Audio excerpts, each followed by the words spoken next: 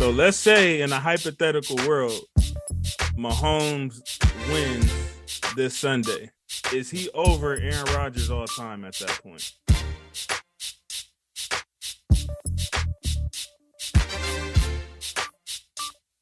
All right, what up, what up?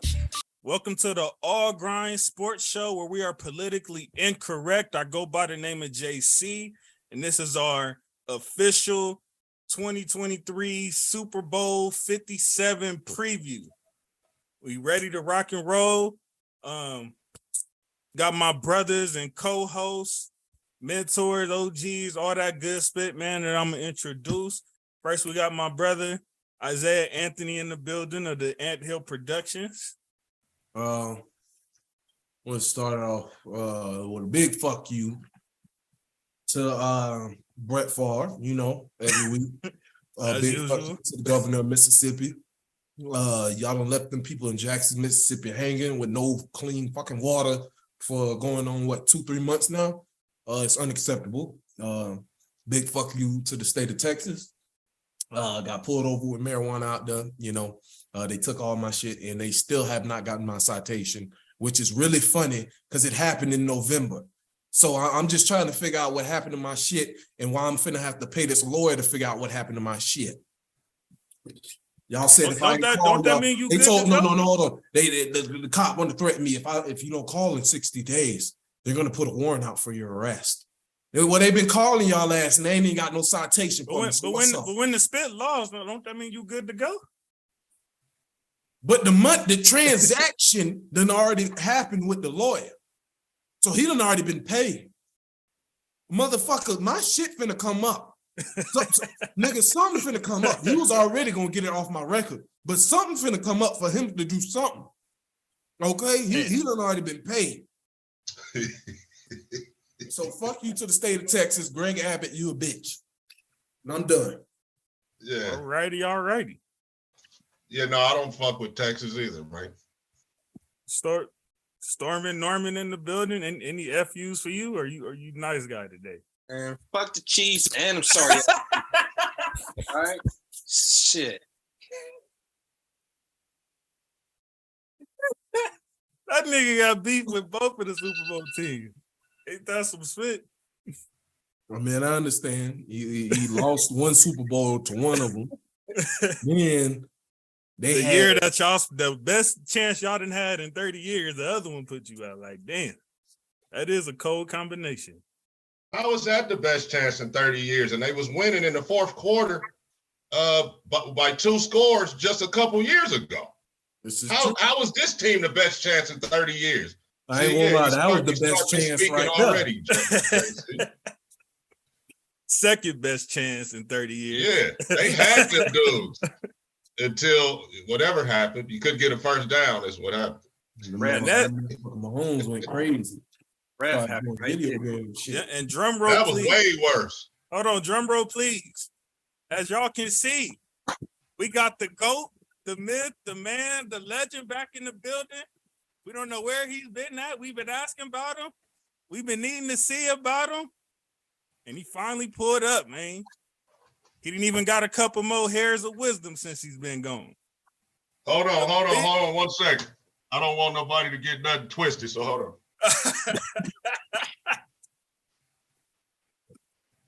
Big Ragu. No, you got to give him I was playing golf earlier, but I just want to let it be known. The Raider legend, the Big Ragu. Coming like that, all right. 100% representing. Good to be back. Good to be back, guys. Been a long time, man. First we get Flex back. Now we got Ragu back. And I'm gonna give y'all another full circle. Ragu probably don't even realize this. His first episode with us was our Super Bowl preview last year. Oh wow! Wow, no, I didn't. Circle. Yeah, nope, I didn't know. I'm glad I'm back for this. Yes, sir. Yes, sir.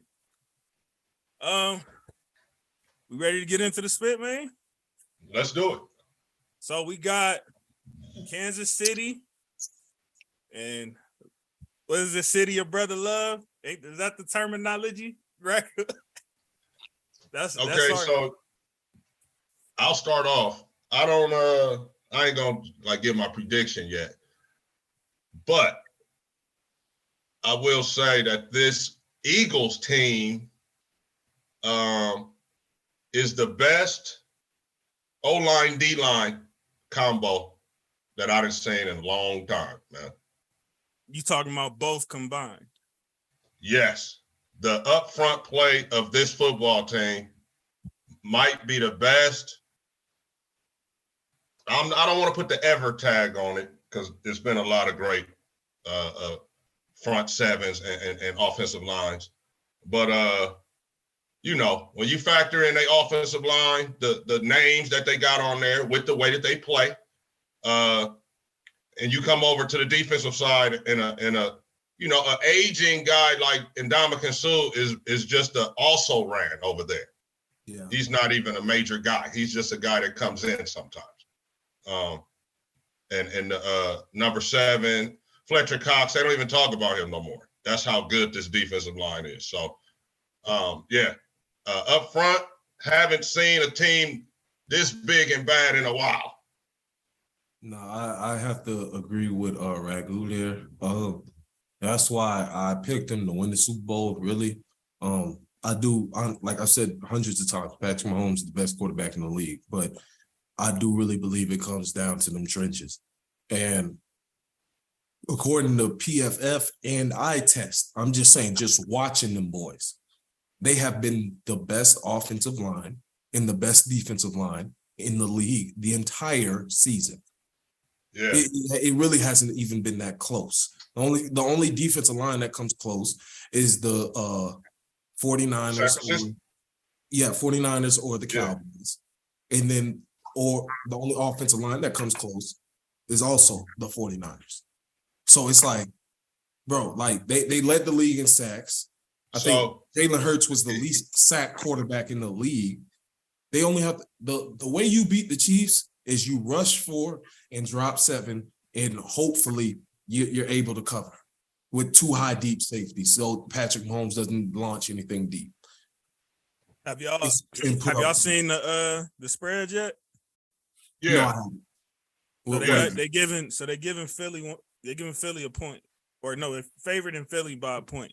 So basically, it's not really a favorite as of right now. Even with I don't know. I guess they're assuming the ankle will be fine by then, or at least close to 100. Oh hell yeah! 2 weeks. Because to be honest, they said at the time that it was a 3 to 6 week type injury, and him winning that game bought him them weeks. Basically, it's gonna be 3 weeks. So, so when they say 3 weeks, but anybody ever blew their ankle up like that, and he played, so it would have been 3 weeks had he not played last week. Right. So yeah, he's gonna be hurt in the Super Bowl still. Yeah. I'm just saying, like, he'll be closer to 100 than not. Hopefully he don't get dinged up too early. But I'm not worried about him. So if there's anybody to not worry about playing, it's him. He gonna play. Right. The nigga was literally like about to, no matter what. He was literally about to scrap with Andy Reid on the sideline. Like I just said, back in at that moment. He was not playing with them. What I say last week, after that roughing unnecessary roughness, he sure popped up quick as fuck. You did say to tell them to throw the damn flag. He popped up quick as shit. Hey, I was just watching back. By the time that Super Bowl come around this weekend, he gonna be all right, bro. He gonna be running around doing crazy shit once again. Like that was not last week, but the week before last, whenever they played the AFC Championship, that was probably the worst it's really gonna feel. And with this, all he's doing right now is sitting off of it, icing it this whole time. Yeah. By the time, like you said, he getting treatment on it. Yeah, exactly. Probably some. He was already getting like 4 hours of treatment a day, like before that game. So like, I know they really gonna get him right now. Like you said, with the doctors and stuff that he has, because I've had a high ankle sprain like that before, and that shit took me like playing through it, and I was playing basketball though, so playing through it to heal, it took me like 10, 11 weeks. But with him having those doctors, but yeah, he got like the best doctors in medicine money can buy. Yeah. Exactly, he'll feel much better. it ain't a lot of shit you can do for a high ankle sprain. Mm-hmm. But I've had the same thing, Isaiah, playing basketball, years and years ago. Right, Think about it.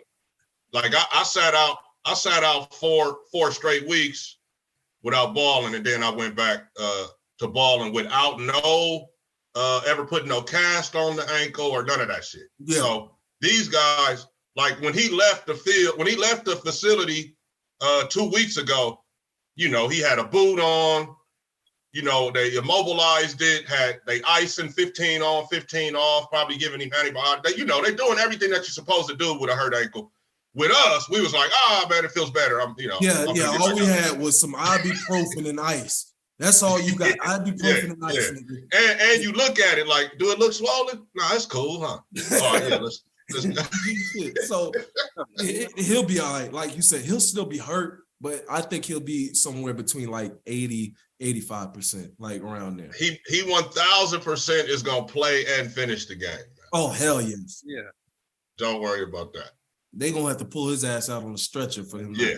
They're gonna if Philly is gonna beat these dudes, they're gonna have to beat them with Mahomes. Ain't none of that, Chad Henne.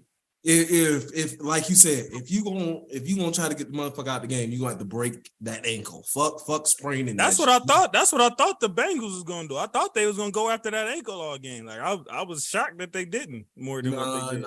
That's a Sean Payton thing, man. Sean Payton with the Saints and shit. He in our division. That's that old school. We got to worry about that. You get in the game while you injured, Ragu could tell you basketball and football. You get in that game while something's supposed to be hurt. They tagging that. It's gonna be on accident, but they tagging that.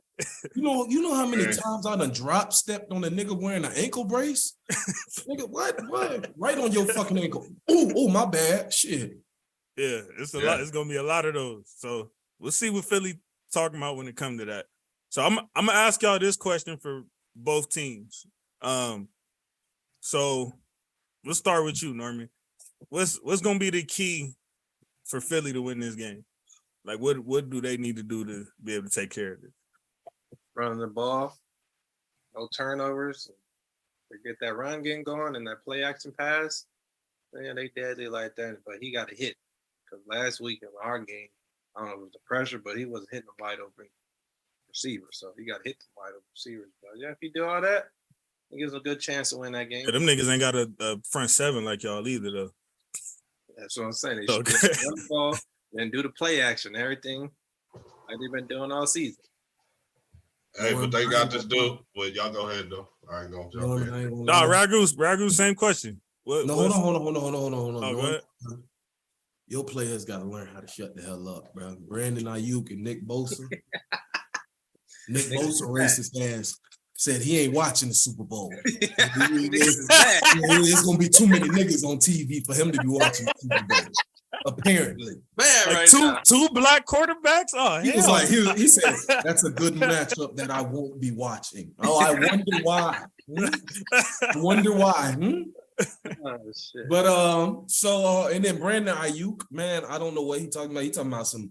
I feel like that defense is gonna get exposed and stuff. And I'm like, partner, bro.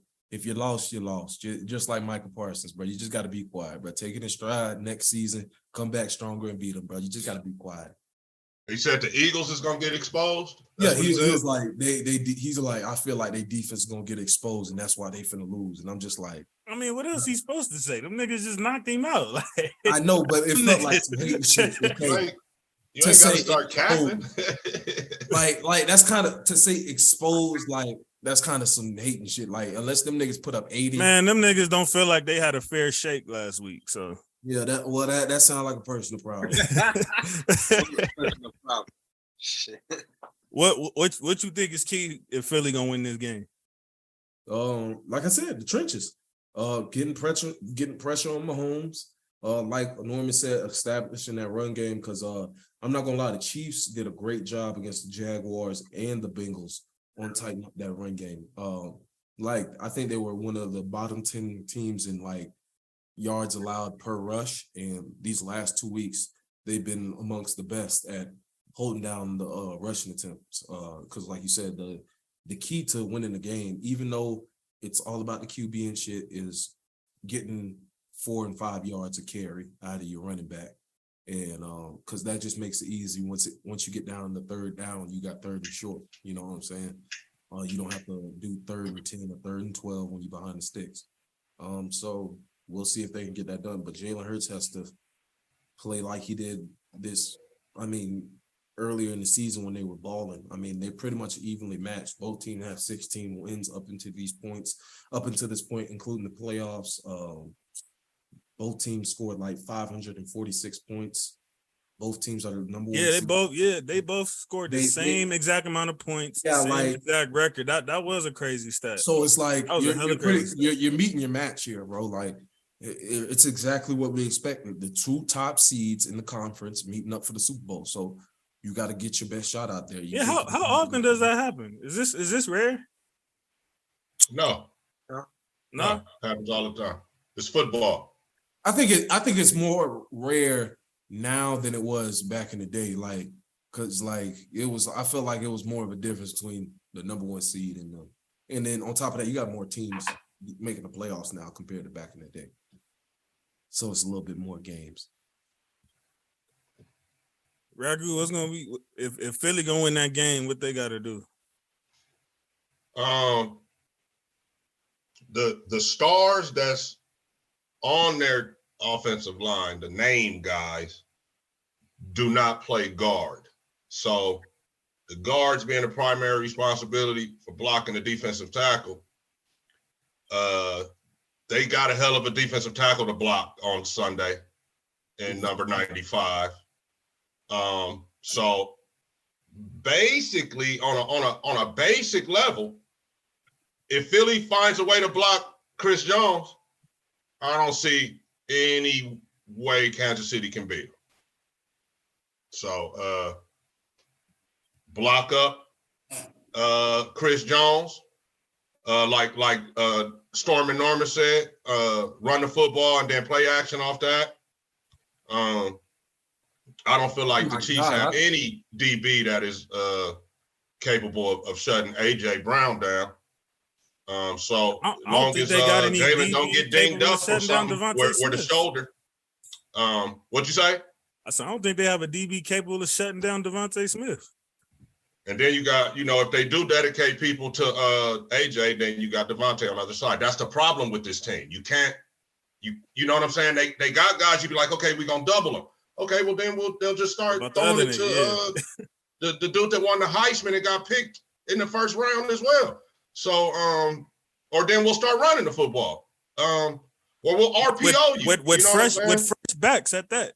Well, them niggas like my boy, that's a Niner fan. He said, man, it was coaching. I said, what you talking about? He like, I saw Fred Warner like bailing out of there. Like he wasn't disciplined in this game.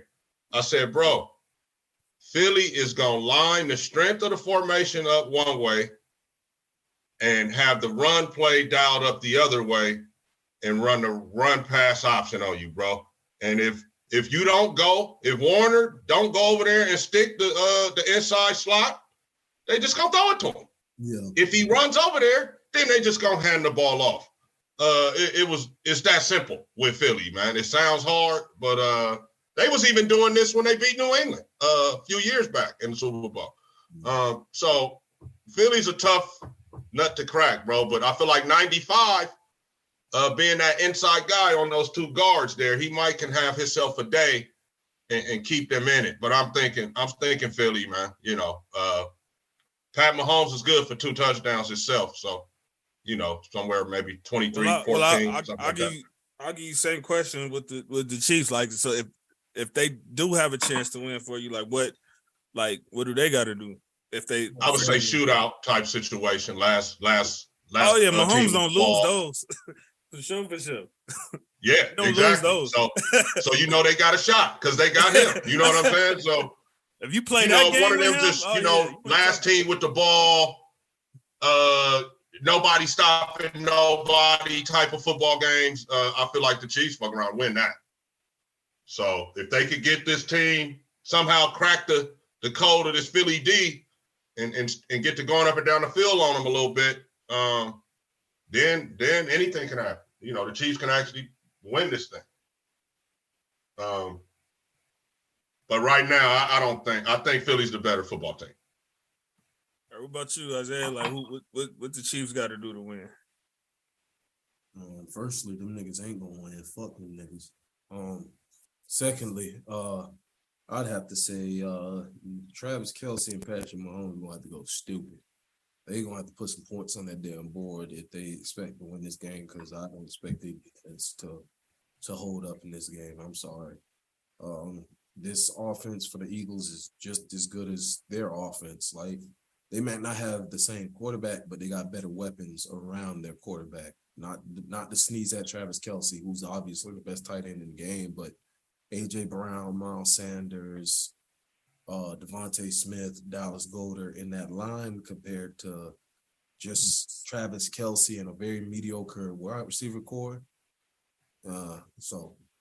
They like I said, if they get in a shootout, then I think the Chiefs might win it, because I can't bet against Mahomes in no shootout. But just off of regular game and we're going in, I think the Eagles will handle this probably like something like 27-20, 27-23, something like that. What about you, Norman? Christian.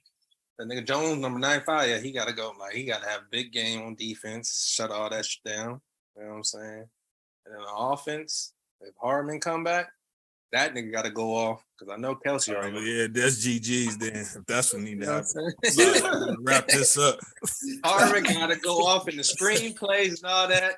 And you know what I'm saying? They going to get to, you know what I'm saying? Because that's good. Yeah, that's going to be probably one of the biggest ways he's going to be effective is on his little jet sweeps and screen. Yeah, the little dress sweep bullshit like that. You know what I'm saying? So if he go off on that with that, you know what I'm saying? And they wasn't respecting that, then yeah, I could see Chiefs pulling this one off. You know what I'm saying? So it sounds like y'all all kind of got the same tone. What percentage do y'all give the Chiefs to win this game? 45. I was gonna say 40. Man. I'm going with 99.9% to win this game, baby. The Chiefs? For the Chiefs? Chiefs. You know why? Because they got the black and white on their side, baby. Damn. You think so? Was that a double entendre? Mahomes and the rest? True. You see my background. That is true. That is true. They got the point spread at 50. Y'all going over or under? 50 points in the game? Yeah, it's at 51. I saw 51, JC. 50. So I'm thinking 23-14. So I'm under. That's crazy, because you thought the Rams and Bengals last year was going to be a shootout. I'm going over. I was just watching the episode the other day, and I seen you thought that was going to be like a super shootout, which it was around what was the final of that game? That was, I think it was like around like 47, 48 or something like that. But you had it like well over that. Like, you thought it was going to be like super shootout. So why you don't think this game going to be like that? With these dynamic offensive players on both sides. That Philly D, man. That D-line, bro. D-line controls everything, man. That shit, everything begins and ends with the defensive line, bro. Defensive line makes your DBs better. Facts. You know what I'm saying? I thought it was the other way around. Them wouldn't have as good a years they had if it wasn't for them dudes up front, man. And you got to remember the years that they didn't have Fletcher Cox. I mean, when they didn't have Hassan Reddick and all these other guys, then Fletcher Cox was the only thing that they talked about.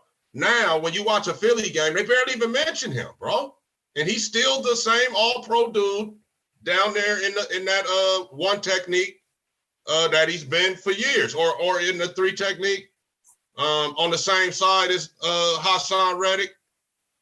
He has been sensational. I don't think he's getting enough pub for the type of year that he's had. Hey, that man behind you, Isaiah, 36 points. That's exactly why I changed. I don't mean to get off the subject, but this man behind you. He just showed up to the stadium in all black. Look at my boy. Look at my boy. He ready to kill some shit tonight. What's up with your screen though, brother? My background will only show all the King James when I got sideways. So I'll take the sacrifice tonight since he finna accomplish history. Like I don't think y'all think finna do it tonight? I got the Laker gear all laid out already. I'm ready to slide. I'm on the way. I got Nike underwear on, Nike socks, Nike pants. You know, I'm ready. I hear you. Just real quick on that. For one, I don't think he does it tonight. But what I'm actually hoping for is I think it'll be beautiful basketball poetry if he accomplishes it against Milwaukee in a Lakers jersey to pass Kareem's record. I get what you're saying. I think there's no better script than that. Like you couldn't make. You've been talking to Adam Silver. He got that script. He must have got the scripts in there. You know what I'm saying? Make sure Kareem at the game. You know what I mean? Like I hope you read the full. Because they're gonna stop the game for sure. Yeah. I hope you read the full season. You gotta stop the game. Yeah, you gotta stop the full season script. You ain't read the full season script. Did you read the full season script? Because Jokic's going for a three-peat. That is crazy though. Like Jokic's going for a three-peat and MVP. I done already seen the script. Jokic's getting his third MVP. I'm telling you right now. I'm telling you right now. I'm telling you right now. He getting his third. And if he don't get it, Luka getting it. Yeah, that's who's gonna get it. Doncic, the white guys.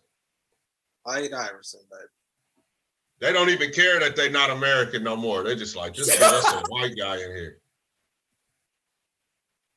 All right, what I got? So Isaiah and Normie, y'all think it's going over 50? Yeah. I'll take the over on that. That's going to be 34-31. Damn. Oof.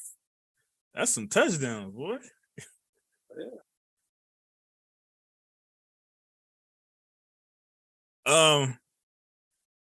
This time I got to credit, one of my young dogs for. He brought this question to my attention. And I think I know what Isaiah's answer gonna be, but I'm gonna ask anyway to all of y'all. So let's say in a hypothetical world, Mahomes wins this Sunday. Is he over Aaron Rodgers all time at that point? No. If y'all don't think he is already. No. I'm not gonna go all right, what we talking about? Aaron been playing longer. Like, damn, he did the same. All right, if you're going off Super Bowl wins, then yes, he over. If you're going off Super Bowl wins, then yeah, but still, I ain't gonna lie. Aaron Rodgers has compiled some great seasons, even though he's a fraud. If you go off Super Bowl appearances, he has already surpassed. Yes, of course. I'm not denying that. I've said he's a fraud, but the man still got 4 MVPs. Like, come on now, and he's still just give Mahomes just a little bit more time. I'm sure he'll surpass him. I'm sure he'll ride. Yeah, I think he's well on his way for sure. Yeah, but I think it's just even if. But Sunday's not going to change anything for y'all. Nah, did he already get announced MVP? I mean, we already know it's all, but so he'll have 2 MVPs. He'll have a Super Bowl MVP, right? Yep. And then possibly. So you're saying if they win this Sunday and he gets another Super Bowl MVP? Is that what you're saying? Let's go both scenarios. Let's say whether he wins the MVP or doesn't win MVP, but he wins the game. Does that change something for you? I ain't gonna lie, because adding in that Super Bowl MVP, hell yeah, I'd say he's over that fuck nigga. If he wins Super Bowl MVP, if he gets the MVP this year, and then the Super Bowl, as well as the Super Bowl MVP, oh yeah, he passed that nigga. Fuck Rodgers. Fuck him. Yeah, he passed that nigga. He passed him. You can kiss my ass. I don't care. So 3 Super Bowl appearances, 2 wins. I say win or lose. He's passed him. Whoa. Win or lose. Wow. I mean, Win or lose. I take You know Ragu. what? I'm with Ragu on that. Fuck that fraud. All he has, all he would have. I already said I knew your answer. I was No, hold on. asking. Because now that I think about it, all he would have now is longevity and some. As far as like the career stats. Yeah, like all it is longevity at that point. And with that said, I would welcome him with open arms in Las Vegas next year. No, I don't want that fraud. Not that fraud. Not his choking ass. Especially because you might regret saying that. You might want to slow your roll. No. Fuck that. No, I'm gonna stand 10 toes on that. I'm gonna stand 10 toes tall on that. He's a might fraud. want to slow I don't your want roll, him. buddy. I don't want him in a jersey. I'll say this to his face. I'll say it to anybody's face. I ain't scared of these people. They just people just like you and me. Now, Aaron Donald. No, I'm saying if he ends up putting work, and getting it done for y'all, you might eat these words. Look here. Until that motherfucking trophy touchdown in Las Vegas, he's a fraud. He is a fraud in my opinion, and I don't want him in black and silver because he'll stress me out so much that as soon as I see him on the strip, I'll be cussing him out. Nah, hell no. So Ragu, what about like the clutch moments and spit? Mahomes don't need some more of those. Some more. What's that? He don't need more like nigga. Clutch, what did you like some of them clutch legendary moments type spit that's like in the in the NFL archives. He don't need more of those. Nigga, no. The clutchness is getting to the fucking game. Aaron Rodgers don't do that. What? You talking about all those regular season? Oh, Devontae Adams in the corner. Where was that when you was playing the 49ers? So that Mahomes is yes. I'm with Ragu. Win or lose, he's Mahomes has already beat the Niners more times than Rodgers in the playoffs. Exactly. That's right. Exactly. And also, Mahomes is the one that's making that shit go, homie. Them dudes ain't even like they not. Like that, they really not. That team ain't tough like that. Outside and that's what I was gonna get to. Like, remember the top of the season, but nobody talking. Like, nobody was talking about the Chiefs like this. Wasn't nobody talking about the Chiefs. And like maybe what Chris Tyreek was gone. They thought like, damn, the dynasty might be. I didn't. It's that dude. He's that dude, man. I remember last year, JC, we was talking about basketball, and you said, "Hey, man, I'm gonna just say something. Ja is that nigga." Yeah. Well, hey, that you know what I'm saying? That's it. That's all that can be said. He is that guy. Yeah. Period. Yeah. Period. Like I said, bro, as long as he is in Kansas City and Andy Reid is drawing up them plays, I will give them. You knew there was a chance, but you also probably felt in your gut like, man, it might something might go wrong though. Like it ain't the same. You don't got that same Tyreek threat. What did I say? I said the AFC runs through Kansas City until further notice. Otherwise. Yeah. Even with the Bengals, even with me talking all that Joe Shiesty shit and the Bengals beating them last year, the Bengals was playing in Kansas City last year. They wasn't playing in Cincinnati. There was a reason for that. Like, bro, that shit was an upset. That shit was a shock. It was still a shock to me, even though I was going for the fucking Bengals. So until proven fucking otherwise, until there's some new kids on the block who knock these motherfuckers in their mouth and take the throne, it runs through Kansas City. And I'm saying that as a Raiders fan, bro. Like, bro, I go through this shit twice a year and get our ass. So you know it better than all of us. Since he done took over, and tell me if I'm lying, D. We done beat that nigga one time. Y'all got close a couple though. Hey, and only the time we won, and then last year when we ran into each other at the end and lost by 1, the rest of them they beat the shit out of us. Yeah, like bro, they fucking beat our ass. Like so, since he showed up, we only stayed in the game twice. We got close. No, y'all had another one too. When he hit Kelsey for the game on the drive. Y'all had that one too. Oh yeah. Okay, so 2. Three. So we won 1 and then we got close twice. So 2 other times we was in the game. I think we done played this motherfucker like what, 10 times?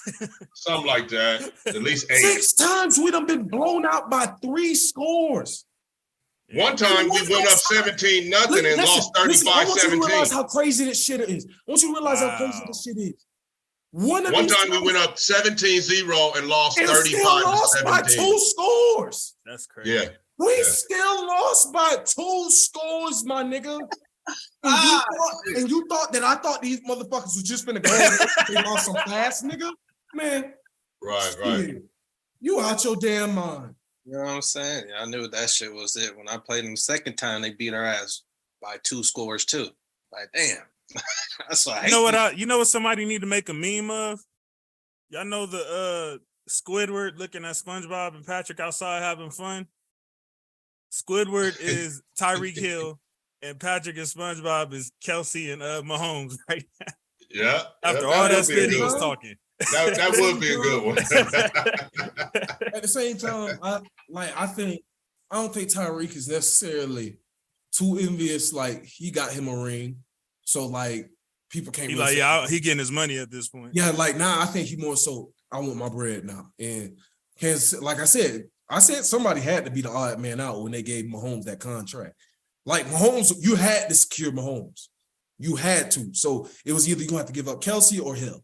They chose Hill. So hey, it is what. But look at here. They still back in the big game once a fucking again, like I thought they would be. You thought they was going back? Okay. Besides the Raiders, when I got fooled this year in the belief that fuck nigga McDaniels. Because y'all did both say, and we'll get into it in a little bit, but y'all did say the AFC Championship was going to be Kansas City and Las Vegas. Exactly. So if it wasn't going to be Las Vegas, then it was going to be Kansas City. So that's what I mean. I ain't gonna lie. I did dig into the fool's gold. I bit the forbidden apple and trusting Josh McDaniels like a jackass, and I was fooled. I was fooled heavily. You better hope I don't figure out where he live at, because I'm going to write him a letter every day letting him know how disgusted I am with him. I ain't going to do nothing illegal, but I can write you letters, nigga, and let you know how disgusted I am every day. All right, just send it to the Raiders Stadium. You know what? Yeah. You know what? Josh McDaniels. Yeah, you know what? I'm going to send it to the training facility that's right down the street. So Norman, these niggas both, Isaiah really don't count. I knew his answer. But are you still standing on A-Rod over Mahomes regardless of what happened Sunday? Stand on it.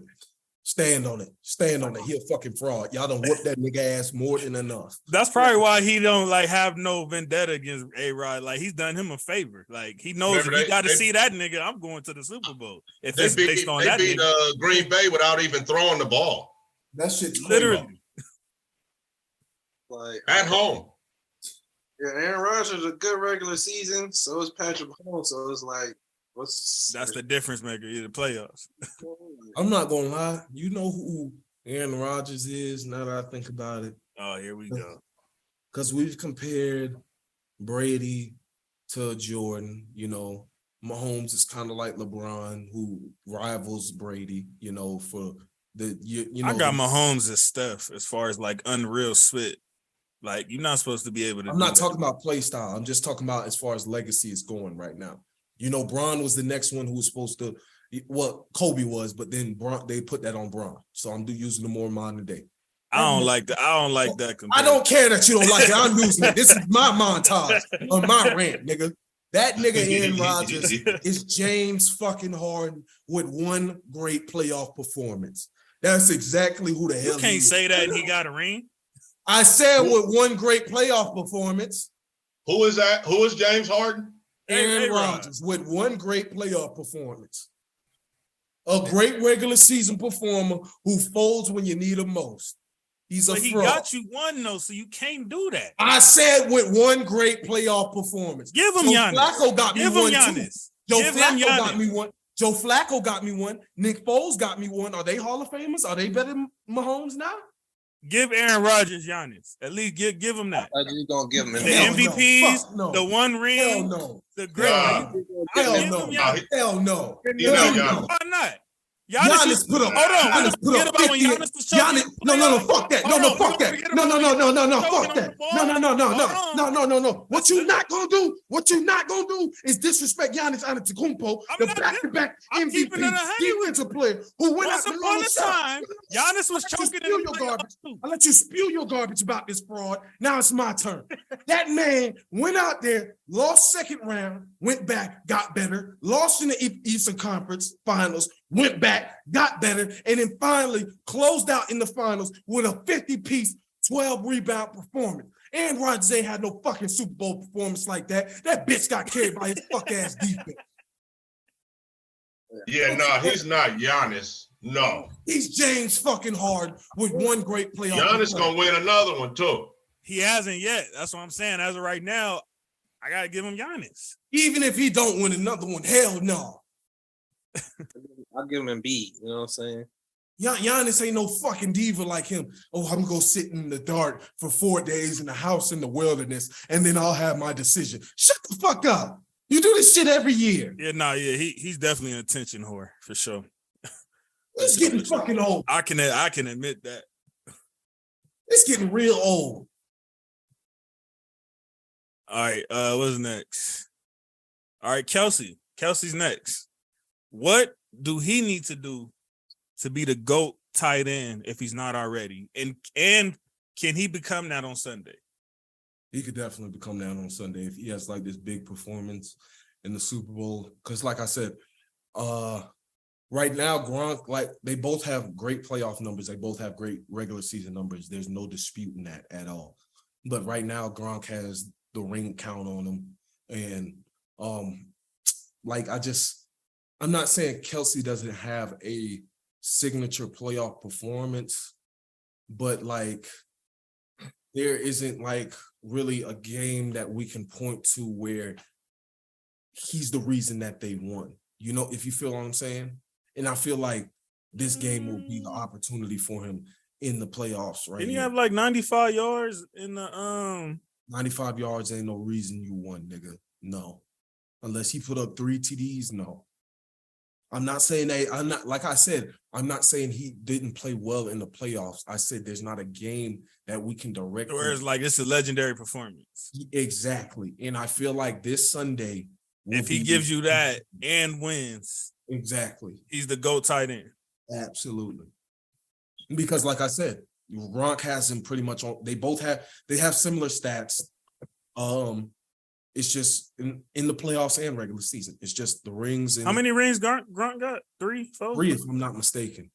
If I'm not mistaken, he might have 4. Hold on, let me check. I'm checking right now. I have Gronk. Well, you got 3 with the Patriots and 1 with Tampa. I thought he got 2 with the Patriots. Oh, you're right. He got 4. He got 4. He got 3 with the Patriots and 1 with Tampa. Stormy, what you think? I'm going with Gronk, you know what I'm saying? That nigga block, pass. Even if he wins? Even if he win, like, you know what I'm saying? It's going to be a second. He at least got to get 2 more to be in that category with him, you know? Wait, you can't.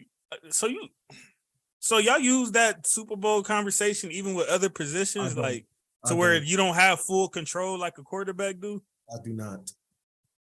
I mean, like, okay, Gronk is an all-around player. Like, that nigga's going to get in the trench and block for you.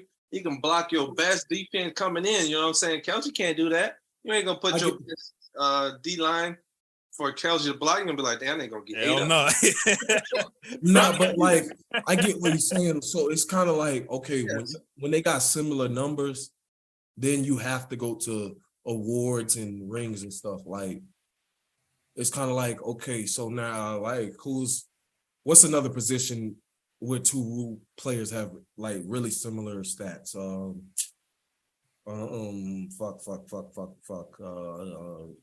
Come on, D, help me out here, bro. You the encyclopedia here. Help me out. You can compare a few running backs. Just give me got over 12,000 yards. Just give me 2 names right now. Fred Taylor and Marshall Faulk. Let's just say those 2. Just for the sake of argument. At that point, they kind of both have similar numbers. So then they both got over 10,000 yards. Now you have to start looking at touchdowns. Then after that, you like, okay, let's just say for the sake of arguing, they both got 75 touchdowns. At that point, you're looking at awards and rings and stuff. So you have to start taking into all pro teams and all that shit.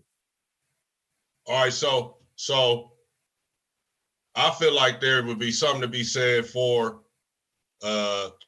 talking to coaches and perhaps motherfuckers that they played against on the other aspects of the position where numbers you're not gonna, you feel me? Like numbers aren't gonna add up, like blocking, for example. No, 100%. You're right. That's why I feel like Gronk is the better tight end. Like I feel like Kelce might end up as the GOAT, but like Gronk is the better, more complete tight end. Like no cap. Like what y'all thought George Kittle was healthy is what Gronk is. Like during his prime. That's real shit. Like I'm not even capping. Like he could block and even a little bit more of a problem than Kittle. Oh, definitely. Because he's so big. He was even bigger than Kittle. That brother. Yeah. He would have run down the field running. He'll run a 40-yard dash at 6.3 seconds. Just tell Tom to throw that shit up. And he got 2 DBs around him and still catch that bitch. That motherfucker ain't fast at all. He just big and go get it. Like what? That motherfucker big as shit. Like even when he came back, like with all that wear and tear and spit, it's like he still was out there like he wasn't like super quick or nothing. He was just catching the effing ball over there. And then that's the thing. Kelce don't get hit as hard as Gronk do. They be unloading on Gronk ass because he's so fucking big. And that's why he got hurt so many times and missed so many games. If he was able to stay healthy, which is that ain't Kelce's fault, but if he was able to stay healthy, boy, he'd have a shit ton more yards than he do right now, boy. Kelce is a glorified big slot receiver. I told you that nigga was wide receiver 1 this year. Fuck all that. He's a receiver. He's a receiver that never receives the best corner. From the other team. He's that guy. And I'm not trying to diminish his. He's a great player. But as far as a tight end, it's Gronk. Gronk is way better than him. It's Gronk and everybody else. And this guy Kelce. I just saw a clip this week of him trying to block. Oh my God. It's that bad? Yeah. Wait till Sunday. You're gonna see it. You're gonna get exposed as a blocker on Sunday. When Reddit coming off that edge. Yeah, like no, they real shit. They be talking a whole lot of shit about how Darren Waller be blocking on the edge, even though it's not great. That motherfucker Kelce, like they said, like Tony Romo said, if he's blocking, it's a disguise. Like they're not running his Waller's a way better blocker than Kelce. Yeah, like bro, if he's blocking, they not running his way, like at all, bro. Like no. Or he finna block for like 1,001, 1,002, and then turn around and Yep. Alrighty, well, I think it's that time, man. I need the official prediction pick right here, right now, that y'all standing on. Isaiah, last week you tried to say you think Kelce's gonna win. So now we need to know which Kelce was you talking about.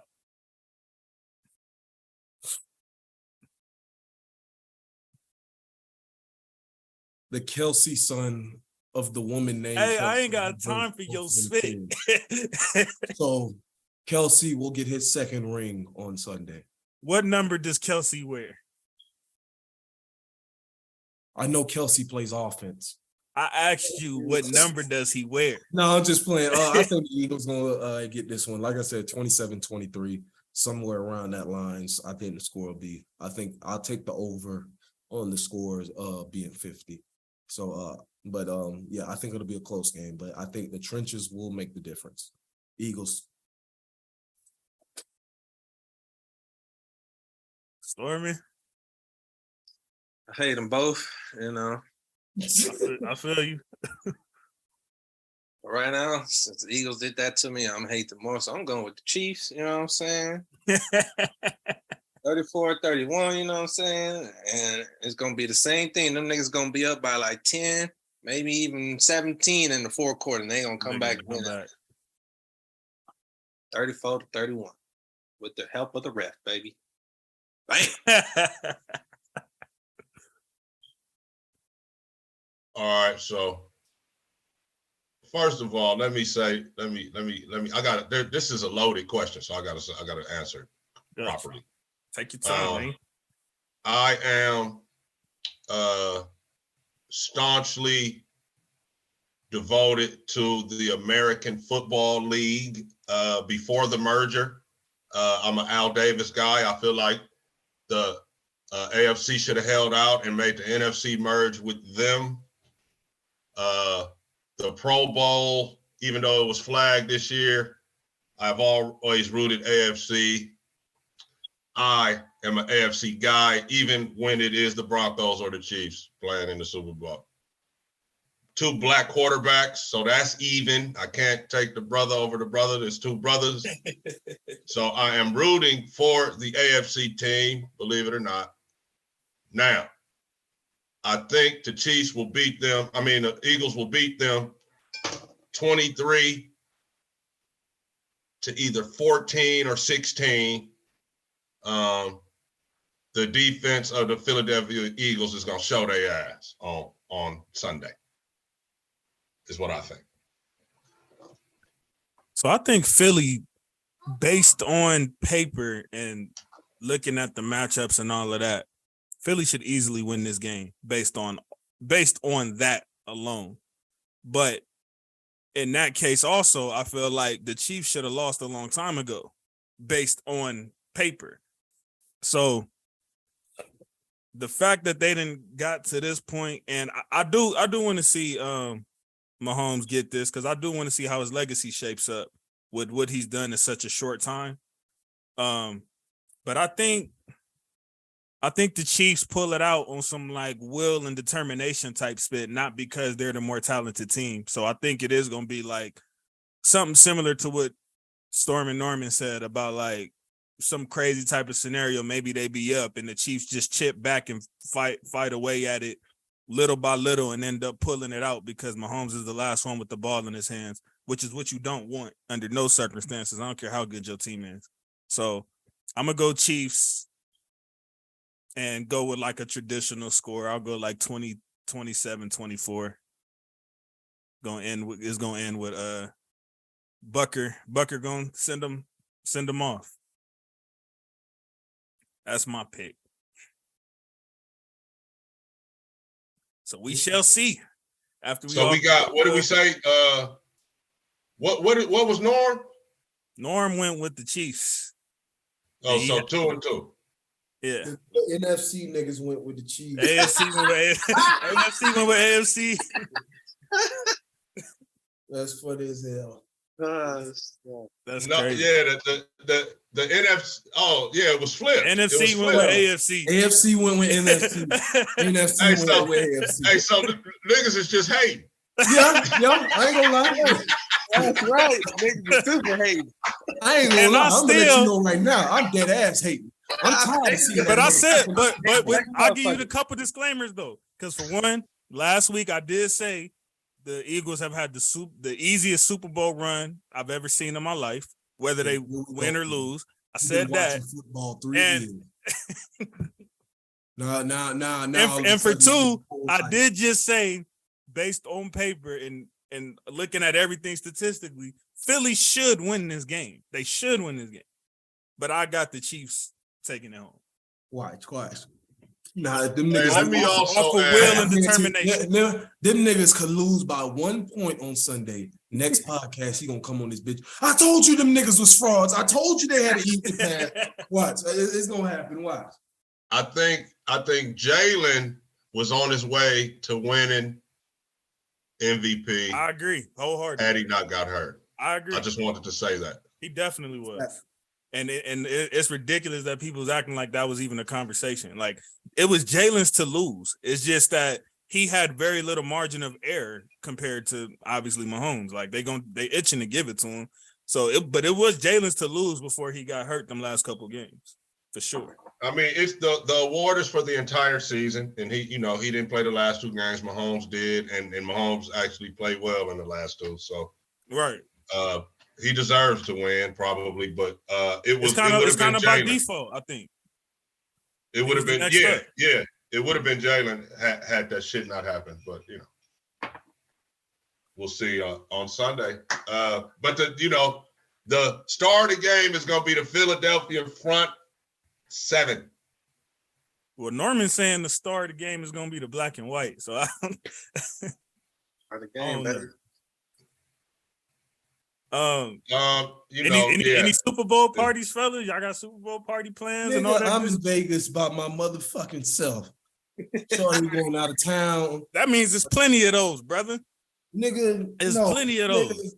Nigga, I'm finna be in this bitch. It's gonna be one of those at the casino. No. What I'm finna do is I'm gonna order me a pizza from Pizza Hut.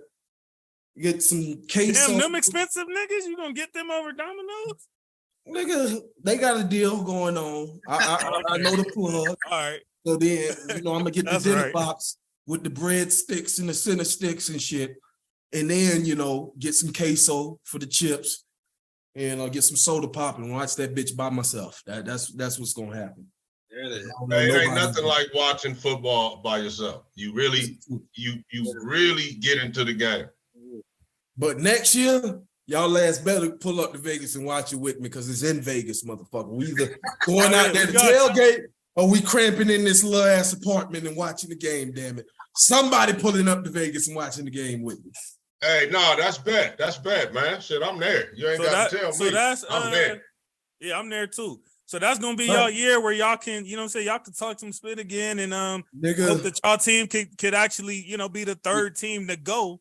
It depends on. So JC, let me ask my fellow Raider guy something because he said he wasn't fucking with Rodgers.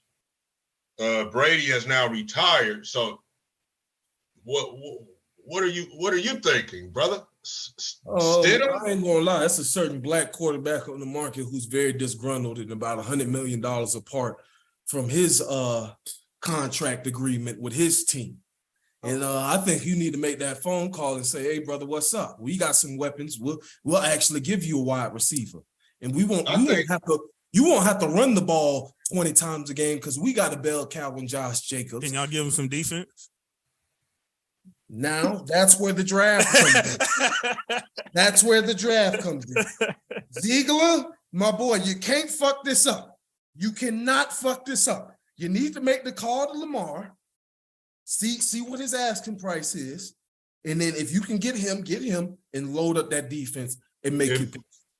If we didn't have this coaching regime in here that we have, I would think that Lamar would be on the table. But I don't think Lamar's on the table at all. That's fair. But I'm hoping somebody like Deron Payne or somebody is on the table. Big facts. Because, bro, it's time to stop all the fucking shucking and jiving on defense, bro. Yeah. Like last year, they didn't have guys. If you don't put guys over there, I don't give a fuck what coaching scheme you come with and all that shit, bro. You need talent. So before we waste Max Crosby's prime, we need to get him somebody that they're worried about blocking on the inside. Fuck that other side. Get somebody that they're worried about blocking on the inside. I like Perryman. He's a little bit of a liability against the pass, but he's the hardest hitting dude on the team. I like Perryman at backer, but we need another linebacker, and we need probably 2 more DBs, bro. You right. So money and draft has to be spent on the defensive side of the ball. And for that reason, I'm a fan of getting this motherfucker and paying him $59 million because we don't get locked into him long term, and we can kind of build the defense with the draft and then perhaps make another big big splash free agent signing like Deron Payne or somebody on defense, bro, because the defense is where it is for us. No, I agree 100%. And quarterback wise, if we trying to just stay in it and not like go all the way back down and try to come back up, if we trying to stay in it, then yeah, I don't mind getting Rodgers. I agree with that. I'm tired of this shit. Like I done said it time and time again. I can't tell you the last time the Raiders have had a defense. Hey, but I would like to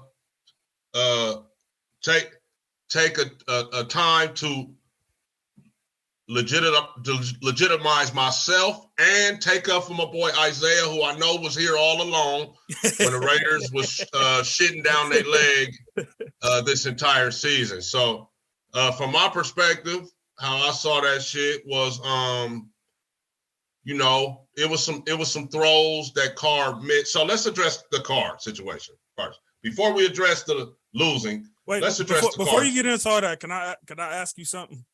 Yes. Do I get an apology for the way you thrashed me for my 8 or 9 win prediction on y'all? Nigga, no.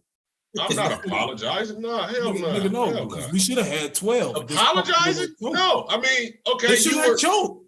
They shouldn't have choked at least 8 wins. Like, damn. They choked. I feel like you tore me up all summer, OG. All summer from March to September. All summer. Man, if I was coaching. But didn't you say the Chargers was going to Super Bowl? No. I said they was going to the playoffs. Isaiah said they wasn't going to the playoffs. That was the argument. But I said the Rams was going to the Super Bowl. I got my get back, though. I got my get back. I know one thing for sure that I told you, JC, that we was going to split with the Chargers. You did say that. I definitely know I told you that. And just like I told you, you thought they were head and shoulders above us. No. My bad. You said you was going to split. You said you would split with the Chiefs. You said you was going to sweep the Chargers. No. Go back and look at that shit. We split no matter what. We always split with the Chargers. No. You know what you did say. You said regardless of the first game or second. Yeah, you know what you did. My bad. You're right. He said we'll sweep the Broncos and split with the Chargers. You did say that. So at least I got them two shits right. Let me give you another. Since you going down the line of the predictions, let me give you another one. You said Khalil Mack was very blockable. He wasn't spit. You wasn't worried about him at all. First game of the season, he got off on y'all niggas. 3 sacks that game. Right off the gate. So true. I wanted to holler at you then. So and Khalil Mack was going against explain that. So that was more of us not having a good offensive line than him being a good player, bro. Thank you. I'm telling you. You knew all of this going into no. All of these things were mentioned. JC, hold on. No, I can answer this one, D. This motherfucker, Josh McDaniels, put out 5 combinations of an offensive line in one drive. Are you dead ass? Ass? He had seventh round rookie blocking him, and then a journeyman blocking him. So okay, he went off in the first game. What happened in the second game? Okay, then that's what I thought. What I'm saying is, Ragu. What happened against the Jaguars in the playoffs? That's what I thought. Hold on. You cannot talk spit down on a player like that, and then he get off on your squad that you was pumping up to get 13 to 14 wins. Nigga, I would have got off on our squad. After the fact, you can't do that. We split with them. We split with the Chargers. After that. He was switching out offensive linemen. Let's talk about this Chandler Jones and Crosby combination. And Chandler Jones barely didn't do split this season. That's another thing that one of your predictions. We're gonna go down the line on you tonight. Hold on. Yeah, you. Okay. What did I say about Chandler Jones? That you had that Crosby and Chandler Jones combination. That's what you was taking over anything else. Like Chandler Jones was finna be like some difference. What did I specifically say about Chandler Jones to where you talking about a prediction though? That. What? Numbers? Did I say he's gonna have a certain amount of numbers? Hold on. Okay. All right. So let me go to another one specifically. You said you were taking that over Bosa and Matt. You did say that. Did Bosa even play the whole season? He got hurt later in the season, but he was balling when he did play. Bosa missed several games. At the end of the season, yes. Okay, Khalil Mack and Bosa had more sacks than Crosby and Chandler Jones. Chandler Jones had a disappointing year. Absolutely. Okay. But The Chargers wasn't shit, just like I told you, bro. I remember you specifically pumping up the Chargers, bro. And they only won 10 games, barely got into the playoffs, and then lost to Jacksonville. It was Kansas City and Las Vegas, and everybody else in that division was had nothing to do with nothing. That's what you said. And I still feel that I didn't say the Chargers was nothing, but I was not like everybody had the Chargers. You said it wasn't nothing with you, bro, including you. And like I said, the Raiders split with the Chargers. Last year, we went to the playoffs with 10 victories. This year, they went to the playoffs with the little 10 victories. Difference is we went and played the Cincinnati team that went to the Super Bowl and lost at the end of the game. They lost to Jacksonville. They lost to Jacksonville. And one of the biggest meltdowns we ever seen. Like that, I can't explain that. After being up like 28-0 or whatever I can't explain that game. That was one of the biggest meltdowns ever. But I still see the potential in the fact that they even went up like that to begin with. Nigga said so, you know what potential means? You ain't did shit yet. That's what potential is. He got to the playoffs. He finally got to the playoffs, so we do have to give Herbert that. He did finally get them there. Yeah. That was the thing that y'all was saying he needed to do, right? Right? Yeah. That's what he needed to do first, right? It ain't really Herbert. It ain't really Herbert. They just not that good. Over there in turn, it was the coach. The coaching. Coaching is not good, and they got some issues. No, it ain't just coaching. No, fuck that. He overthrew 2 fucking touchdown catches that would have put the game away. What do you got to do with the nigga missing the kick that would have put the game away? What the fuck? Well, if he make the touchdown throw, he don't overthrow the nigga. We ain't worried about no fucking kick. Fuck that. He's a fucking fraud, just like his homeboy Rodgers. He ain't no sunshine. The real sunshine down in Duval County, Florida, nigga. His name T-Law Lawrence, nigga. Stop playing with him. Trigger Trevor. We're gonna see next year. We're gonna see next year. We're gonna see next year. Now that team's got. I told you he was a fraud. What he talking about? I told you he was a fraud. The Raiders lost that game in Arizona. That was because of defense. So when I talked to you, it was right before the Chiefs game, if you remember. And you told me you saw something in the game before. I think it was the Broncos game. You said you saw something and you felt like the run was coming. So what happened? Our guy led the National Football League in rushing. That's what happened. That's what happened. To the team. It's a team sport, correct? But our starting running back led everybody in the National Football League in rushing. That's what happened. Okay, so after you talk to me, that's what happened. I'm just saying.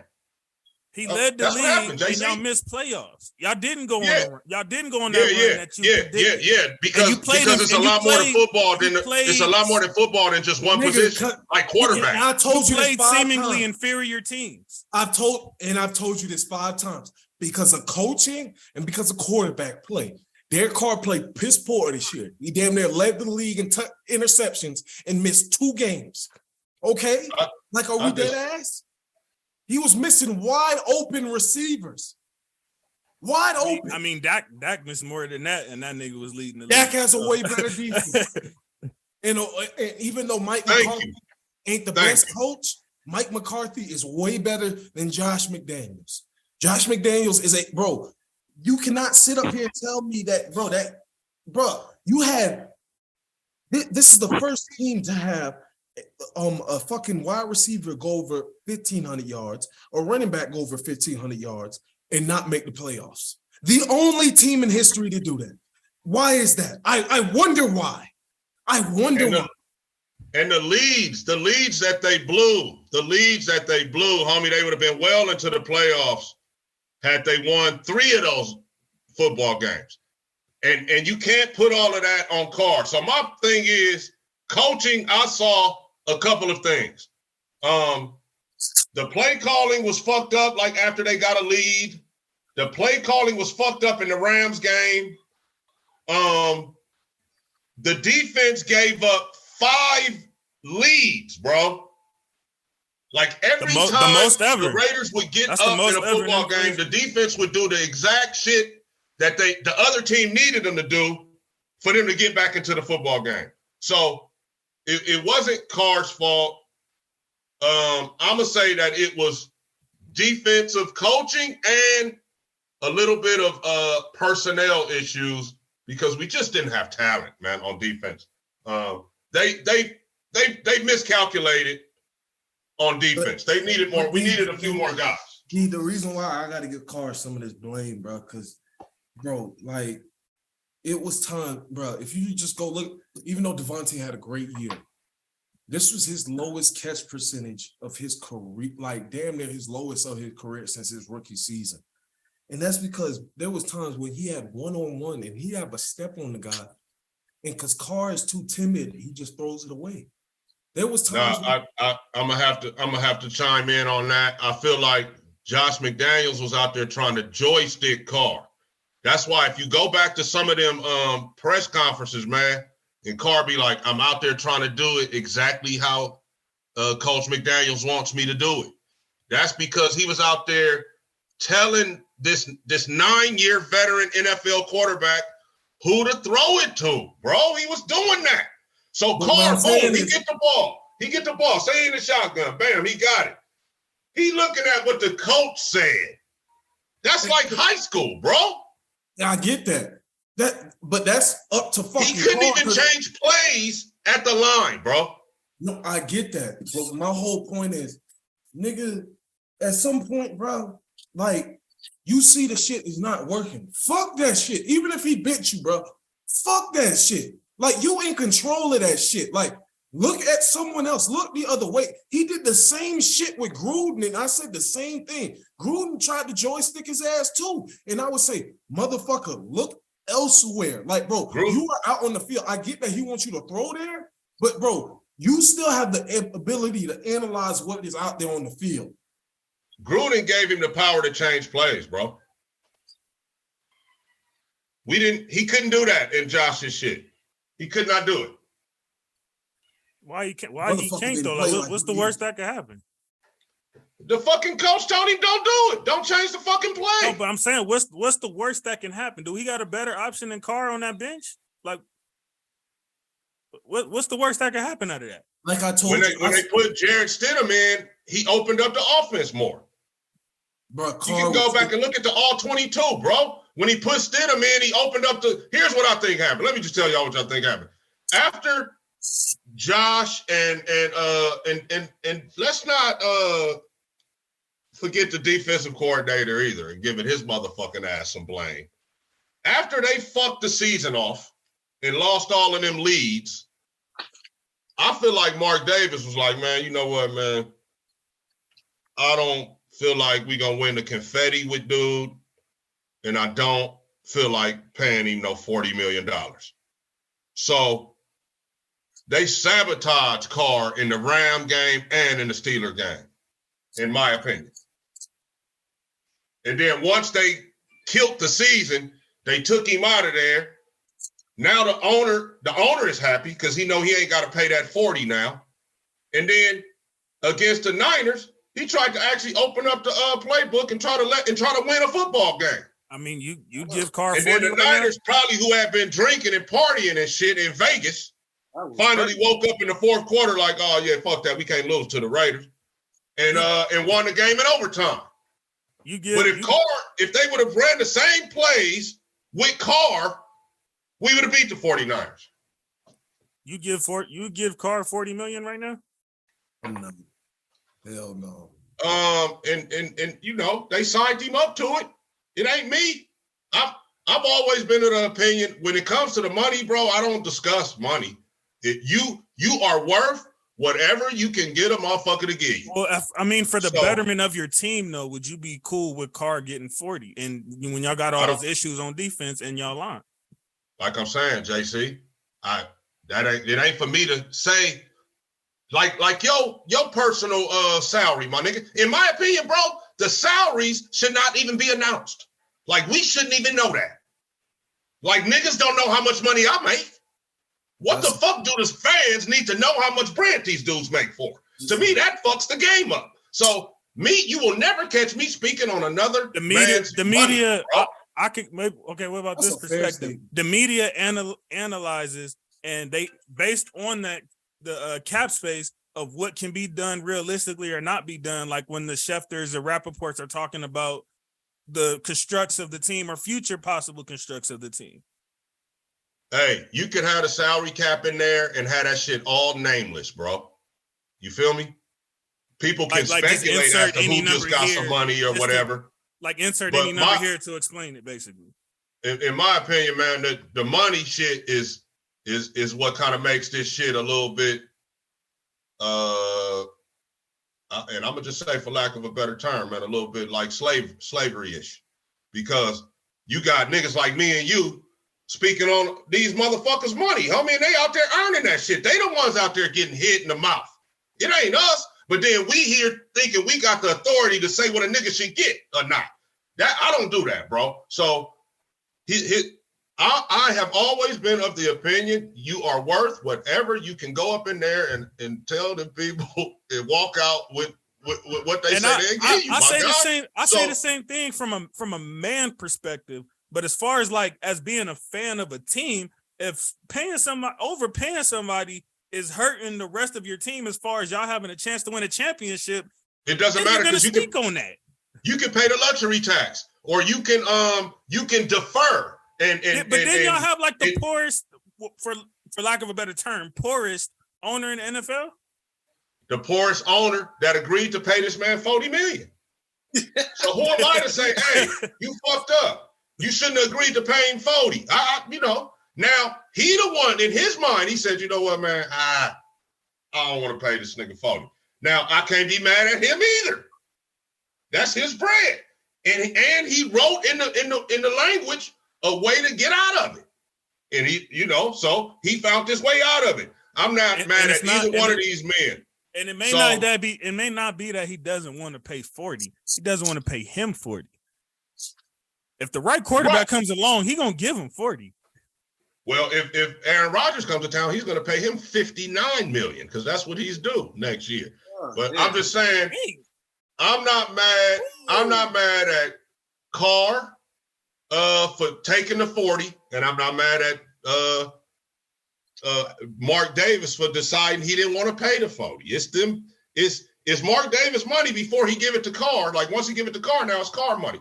So I don't get caught up in the money part of it. I don't like to discuss that. In my opinion, homie, we shouldn't even know how much these dudes make. To me, that makes it that's why it is like it is. Because these fans be in the stands feeling like they paying the nigga. You know what I'm saying? I mean, they are technically. You know what I'm saying? Buy them damn seats. Technically, man, yeah, they are. Technically. If you knew how little the seats paid for them guys, you wouldn't even be saying that, bro. The money is in the TV shit. Them seats going to the game, that ain't shit. That's little money. Gotcha. The money is in them TV contracts and shit. So, which be billions. I'm just saying, man, I don't get into it, brother. Money, like them niggas ain't telling me. They ain't calling my boss saying, "Why you paying that nigga that, homie? That nigga ain't worth that shit." What the fuck I look like saying that about another man? He went in there with his people. They negotiated a deal. And when they left out, this how much he said they was gonna get. No. F that. Did you have that energy when Mozgov got 64 million, nigga? Now that's a whole different. Hey, Jimmy Buss was just a dumbass. Jimmy Buss was just a dumbass. How you feel when they gave Rutgers, your quarterback, all that money? You said what? How you feel when they gave Jamarcus Russell all that money?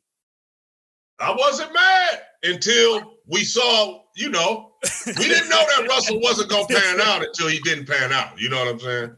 Yeah, and even at the end of the day, bro, I wasn't mad that he got that money. I was mad that he had to play. I was mad when they put that nigga on the field. But when he got the money, I don't care about that. Oh, shit. At the same time, I don't really be mad about the money. The shit don't be my money. Now, Look, JC, what if I called your job tomorrow and be like, man, that nigga JC ain't worth that shit, man. Bump him down to this and give such and such the other few. You know what I'm saying? That's why I don't get into that, the money, man. I mean, but you're using a bad example because there's a lot of double standards of things that athletes are privy to that the regular citizen isn't, and vice versa. So that just happens to be one of them. That happens to be one of the things. That's all. Athletes are regular citizens, nigga. What are you talking about? As far as the privileges you get from what you do versus us, that's what I'm speaking to. Like what? What do you mean? Like just their everyday life. They don't have to punch in no clock 9 to 5 and all of that spit the same way that we do and all of that. Like it's a lot of different things. I mean, I'd have to really. Nigga, they gotta be at practice at a certain time, nigga. Nigga, they gotta be at practice. They gotta be at meetings. They gotta be at wherever they gotta be at a certain time. So that is like punching a clock. The only difference they get a whole off season. Hold on, nigga. No, really? Off season. No, really? During that off season, you got events, you got meetings, you got all this shit that you got. You got drug tests, nigga. Yeah, please, you ain't getting no off season. They don't be as busy as y'all think they are, bro. What the fuck, nigga? Nigga, hold on. Listen, stop. Listen, now I'm about to get man. into it. No, hold on. I got this, D. Now I'm about to get into it. Nigga, do you understand what these niggas do during the off season? So your off season is from February to fucking April once the draft happens. Mm-hmm. Because right after that, OTAs and shit start happening. So from March and April, bro, you still training and shit. You going to meet. Hold on. Let me answer to that part. Stop. Hold on. You still have to upkeep your training and upkeep your shit. But that don't got nothing to do with the team. That has done shit to do with the team.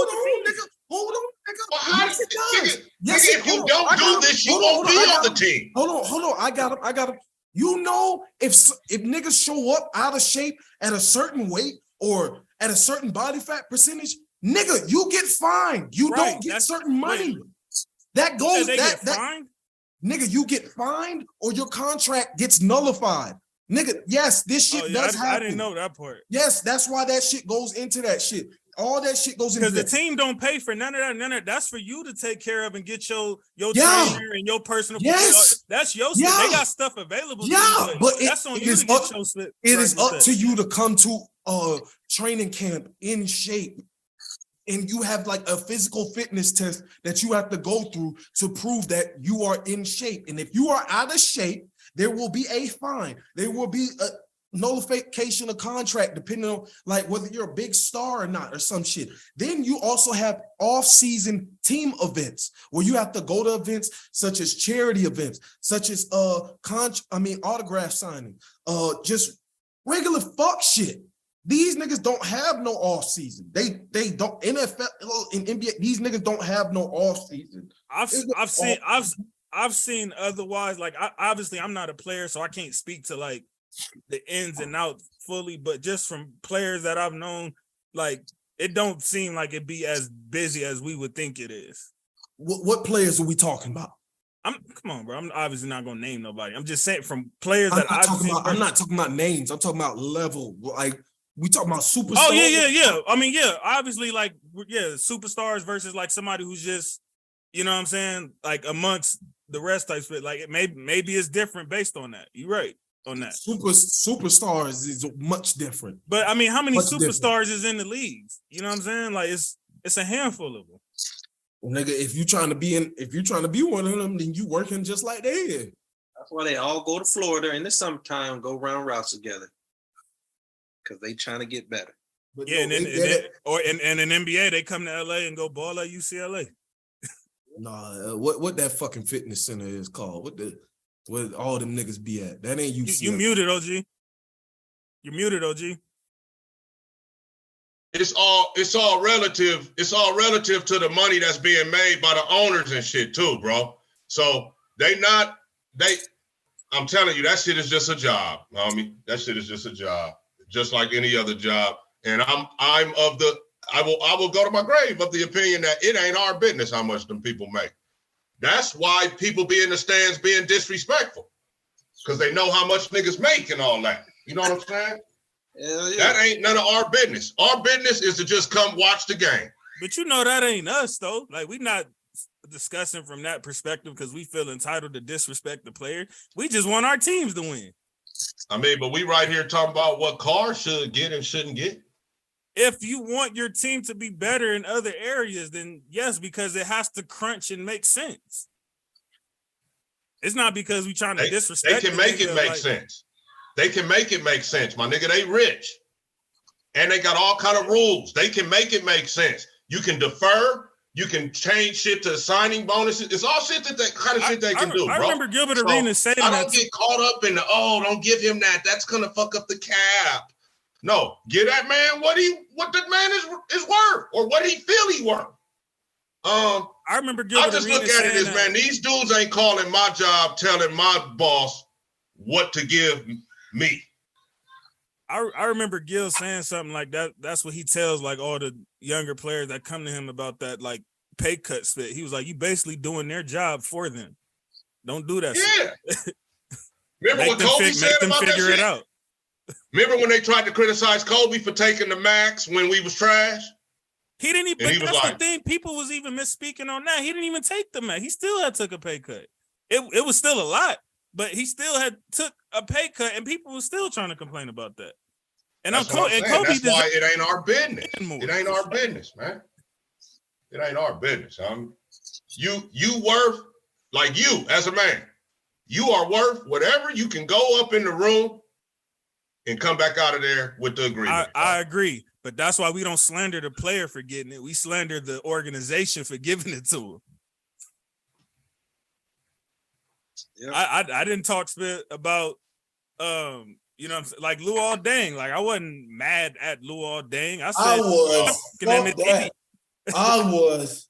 Shit. I was. That's what you talking about. He didn't give himself the money. Like, you know what I'm saying? I always Timothy Mozgov, like, come on, bro. That nigga wouldn't take no buyout neither. Fuck that. I was mad as shit. Oh yeah. They tried to buy his ass out. We just finished paying him a couple years ago. It was during the championship season. That's when we got done paying his ass. I can dig it. That's how I felt about Jalapio when they paid him. They paid him off of 5 games. Like I was so high. Like, ain't this about it? Hey, so now look, I do got a question for ask this to my other Niner partner. So at this point, do you guys all agree, or do you guys at least think that it has to be something within Shanahan's offense that's getting all these quarterbacks dusted off like this? That's a good question. Shit. I don't know. It's like a fluke. I don't know how these people do. All right, I'm gonna tell you this, Norm. On the play when Purdy got hurt, number 81 was blocking Hassan Reddick. Sorry, backup tight end. I don't even know number 81's name. Backup tight end. I just told you, that's why I was so fucking mad. Like, how the fuck you use the back protection on Butler? Like, you at least could have put Kittles right there. Like, hey, Isaiah, do you remember in the Cincinnati game in the playoffs in the first quarter, or in the first quarter? I want to say, I know it was the first half of the game, but we had Foster Moreau trying to block Hendrickson, and they gave us shit over it at halftime. Tony Dungy said something. Rodney Harrison said something. Nothing got said about number 81 trying to block Hassan Reddick, bro. And this kid got hurt to the point where he needs surgery. That shit made me I remember watching that whole first half, like, bro, why the fuck do they not have a tackle blocking him and chipping him with a running back? I'm like, neither one of our guys are huge, lumbering, blocking tight ends like in Foster Moreau or Darren Waller. So I'm like, why the fuck are you trying to block him with a tight? Oh shit! Boy, but look, they gave the Raiders shit over it. Nobody said anything about number 81 trying to block number 7 last weekend. They should have. They damn well should have. I didn't see the play because I had tuned in like. I didn't even think about that though. You're right. It do seem like it could be something within his system that keeps getting his guys hurt every time they get a quarterback. And here they are. They was in the NFC Championship down to their 4th, 5th stringer. They was finna have McCaffrey play quarterback in a minute.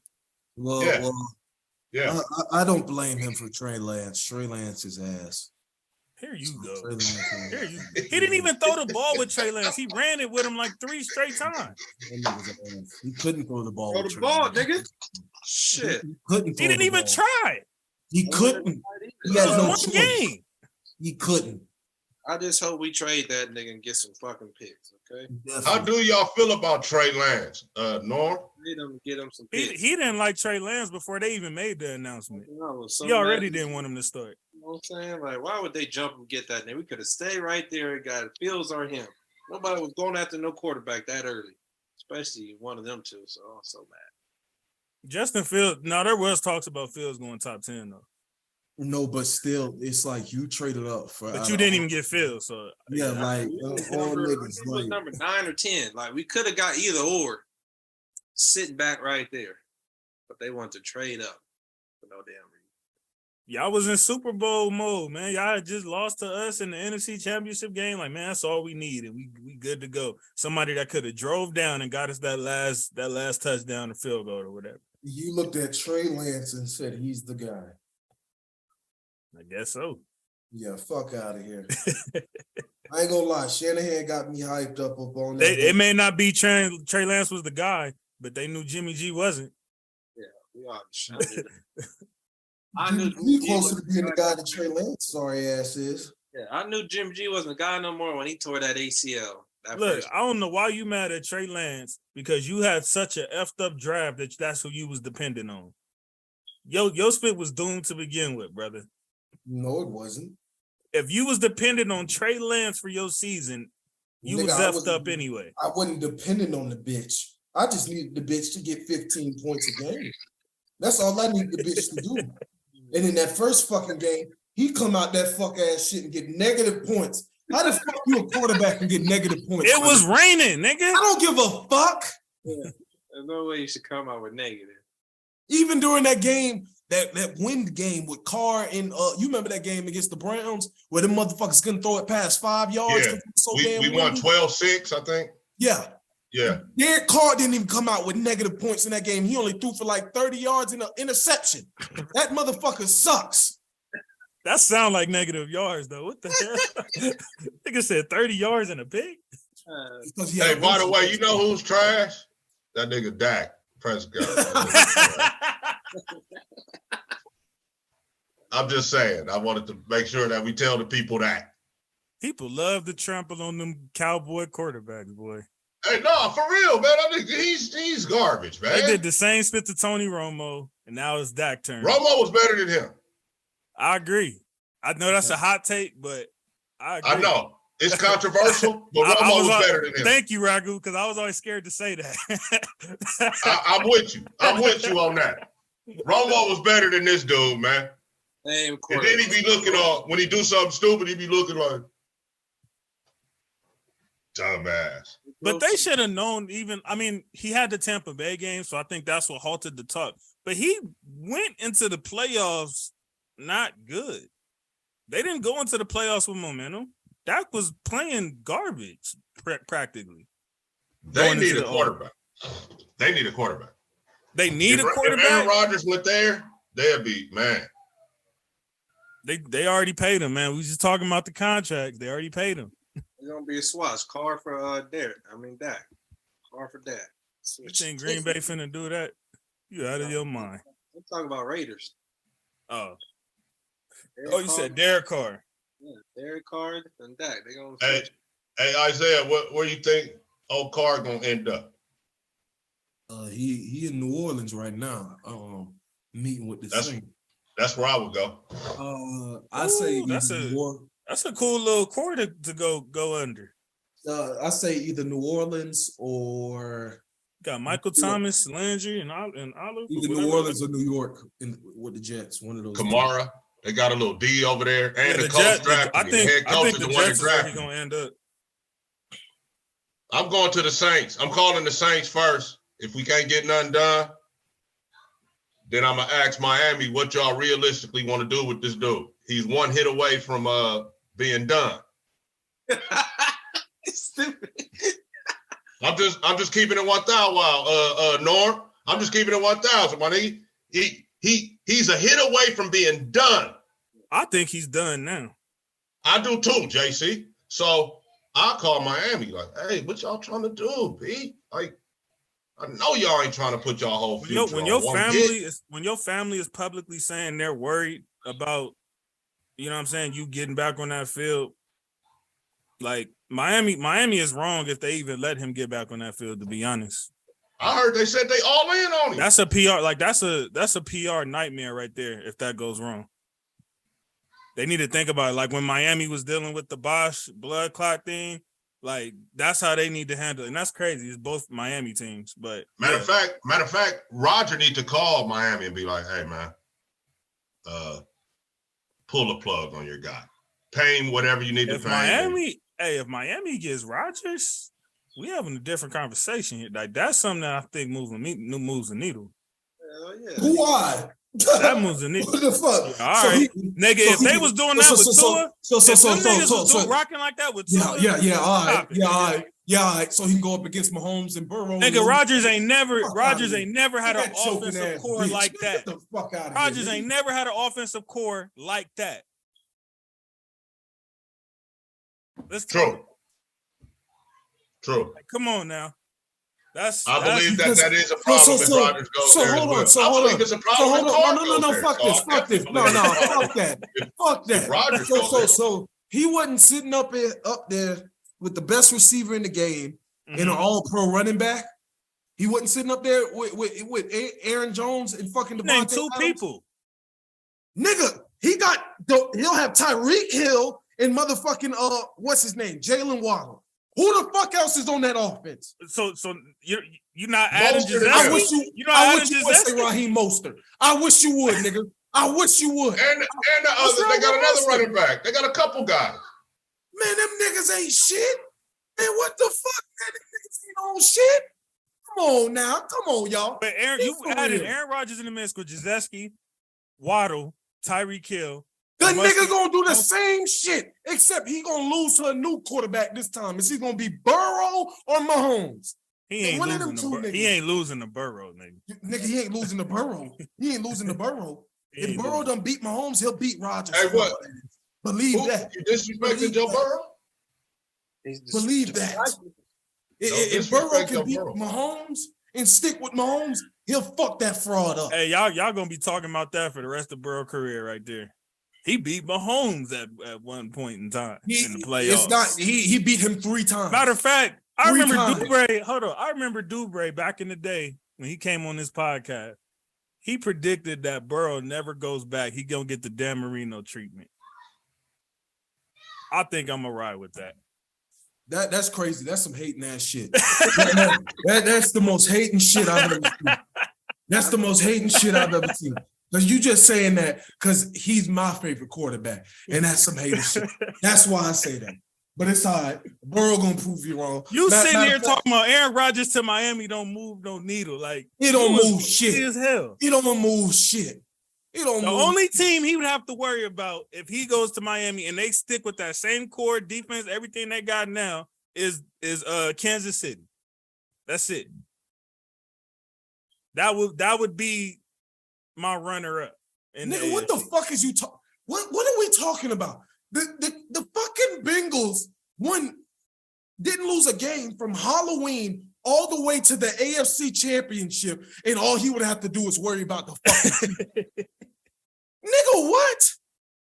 Miami ain't won the division in God knows how long, and all he would have to do. I'm taking with Aaron Rodgers. I'm taking that team overall on paper over Cincinnati. Even though I told you, even though I believe that Josh Allen is a fraud, just like his homeboy Rodgers, nigga, when the fuck did the Miami just automatically get better than the fucking Bills because they got Rodgers?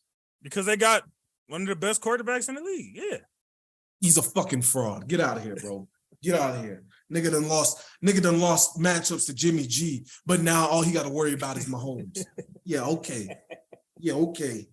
It wasn't Jimmy G, nigga. It was the Niners defense. Mm-hmm, sure.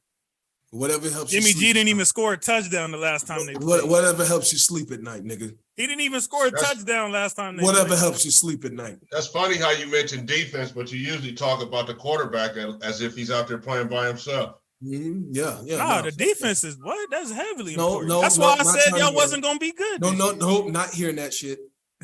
Nah, but like, and you not just you, but like kind of everybody puts a little too much on the NFL quarterback, man. No, I think defense is a good number position, one for me. And it's important, but you could have one guy at another position and lose. If you have one guy at another position that's not good and cause you to lose the ball game, and then later on, the quarterback gets the blame for that shit, or the quarterback on the other team gets the praise for winning it, and really it was because their middle linebacker was trash. You know what I'm saying? Ragu, have you seen? I actually was arguing with these niggas on one of the earlier shows. I was saying that the defense should be first because I feel like a quarterback is easier to plug in than for you to get all the weapons and spots you need on defense. Wrong. You know what I'm saying? Then vice versa. I feel like a team with the defense and a mid QB can win before a great QB and a mid defense. That's super wrong. That's what I feel. Unless your name is Mahomes. That's for wrong. the most part, That's wrong. That's wrong. I just feel like you could have a sweet quarterback and then have some deficiencies on like defense, like you saying, JC, and then you won't get there. And then later the narrative will be, oh, well, he never won. The quarterback never won. They treat him like a pitcher in baseball. Nigga, we've been sitting up here. How long has it been since we've had a quarterback win a playoff game, D? I'll tell you exactly how long it's been. It's been. I mean, how many great 21 years. How many great defenses in that time, though? 21 years since we won a playoff game. How many great defenses in that time? Hold on, stop. Hold on. Let me finish. I didn't even say make the Super Bowl. I said win a playoff game. That shit is wild. It's crazy. The Chiefs have not had a top 10 defense since Mahomes has started at quarterback. And he's never had a top 10 defense? The motherfuckers have made. Even when Matthew was there? The motherfuckers have made 3 Super Bowls. I'm getting a quarterback and then building around him rather than. I'm saying it's easier to plug in. Like, you give somebody like Miami or the Colts or Washington a good quarterback right now, it literally changes everything. But you can't just give teams a good defense. It don't just work like that. It's a lot more that goes into it than just being able to plug in a good quarterback. What are we talking about? What are you saying? Well, you can't just give teams a good quarterback. Why the Cowboys? I'm saying it's easier to try to plug that in. No, answer my question. Why the Cowboys ain't win this year? They don't have a quarterback. Why the 49ers ain't win this year? They don't have a quarterback. Why the Steelers ain't make the playoffs this year?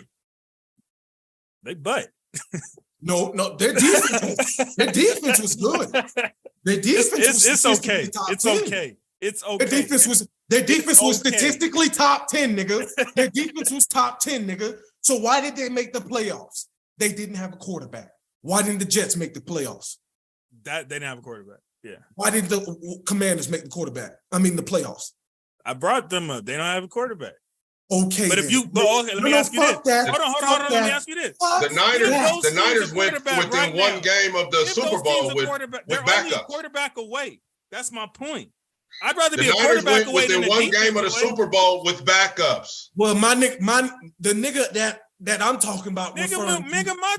Mahomes ain't got no fucking defense, and he's in the Super Bowl. When the Bucks got a quarterback, Mahomes ain't got no defense, and he's in the Super Bowl. Damn it. Oh, well, that shit didn't work. Is better than they get credit for.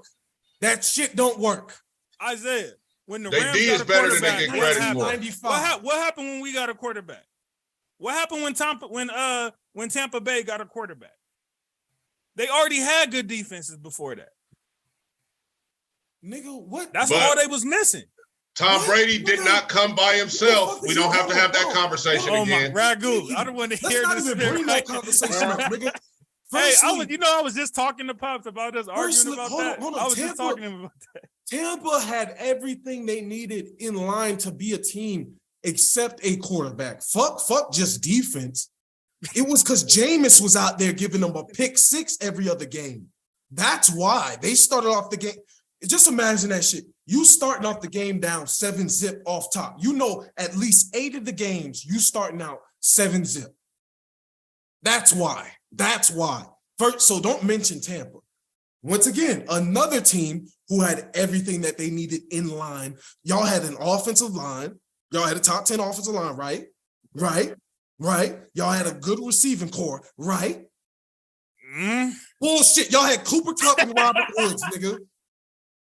Bull fucking shit. OBJ half season. Thank you. Then, yes, you did have a good defense. So you had everything you needed besides a quarterback, not just a defense, my nigga. Stop the bullshit.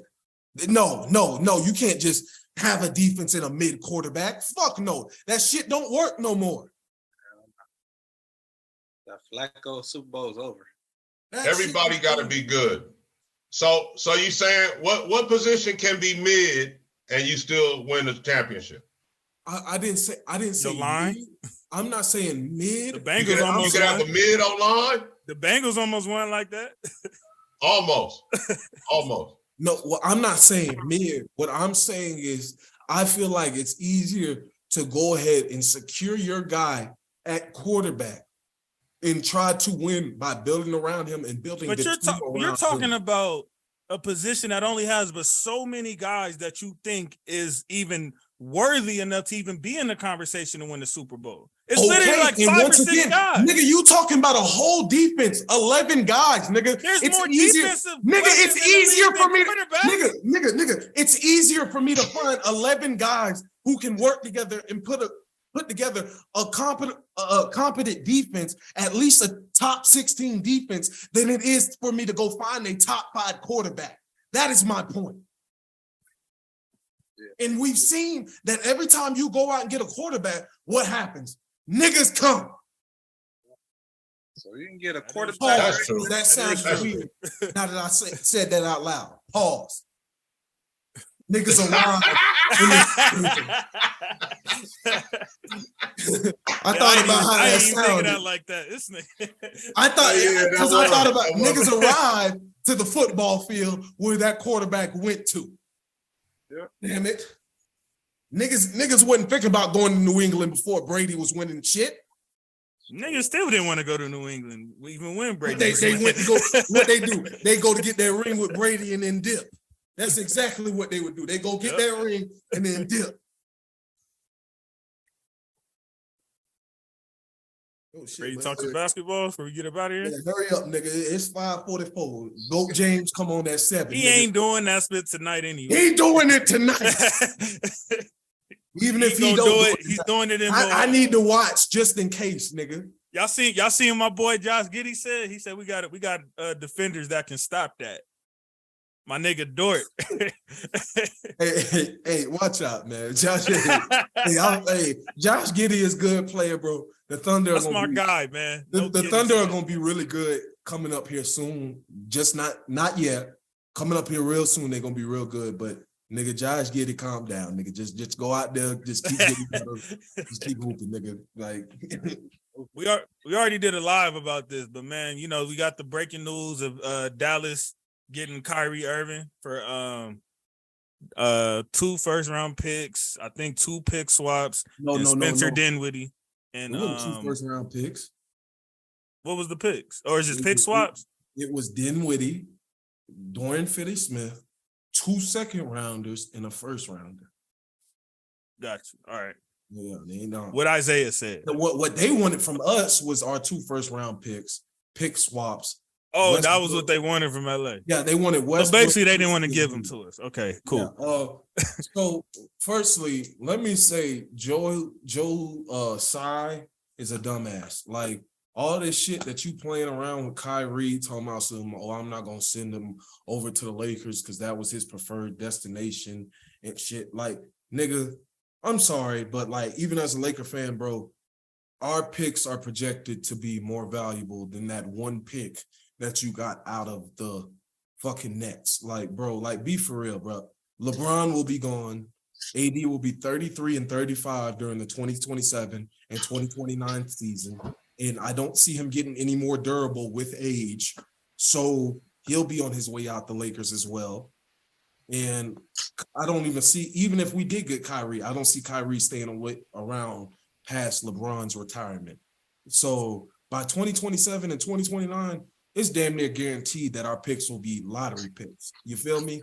Like, I just don't see this because LeBron and AD, LeBron will be going, AD will be old. And like if Kyrie wasn't wacko enough to leave first, I could see a Kyrie and AD combination. I know that's what I'm saying, but I don't see Kyrie staying past LeBron even retiring. You see what I'm saying? Or because LeBron's gonna play one season with his son. So whether that's in LA or elsewhere.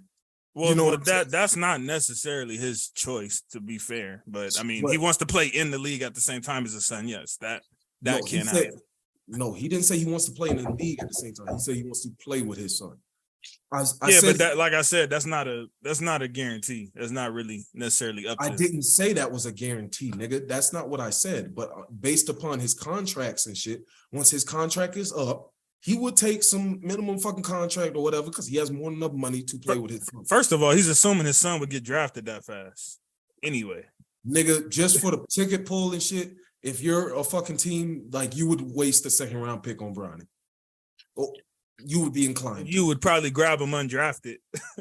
You could do that. You saying that get like that nigga Bronny, on the summer league squad. Why do y'all say this like Bronny is fucking ass? It's levels to the switch.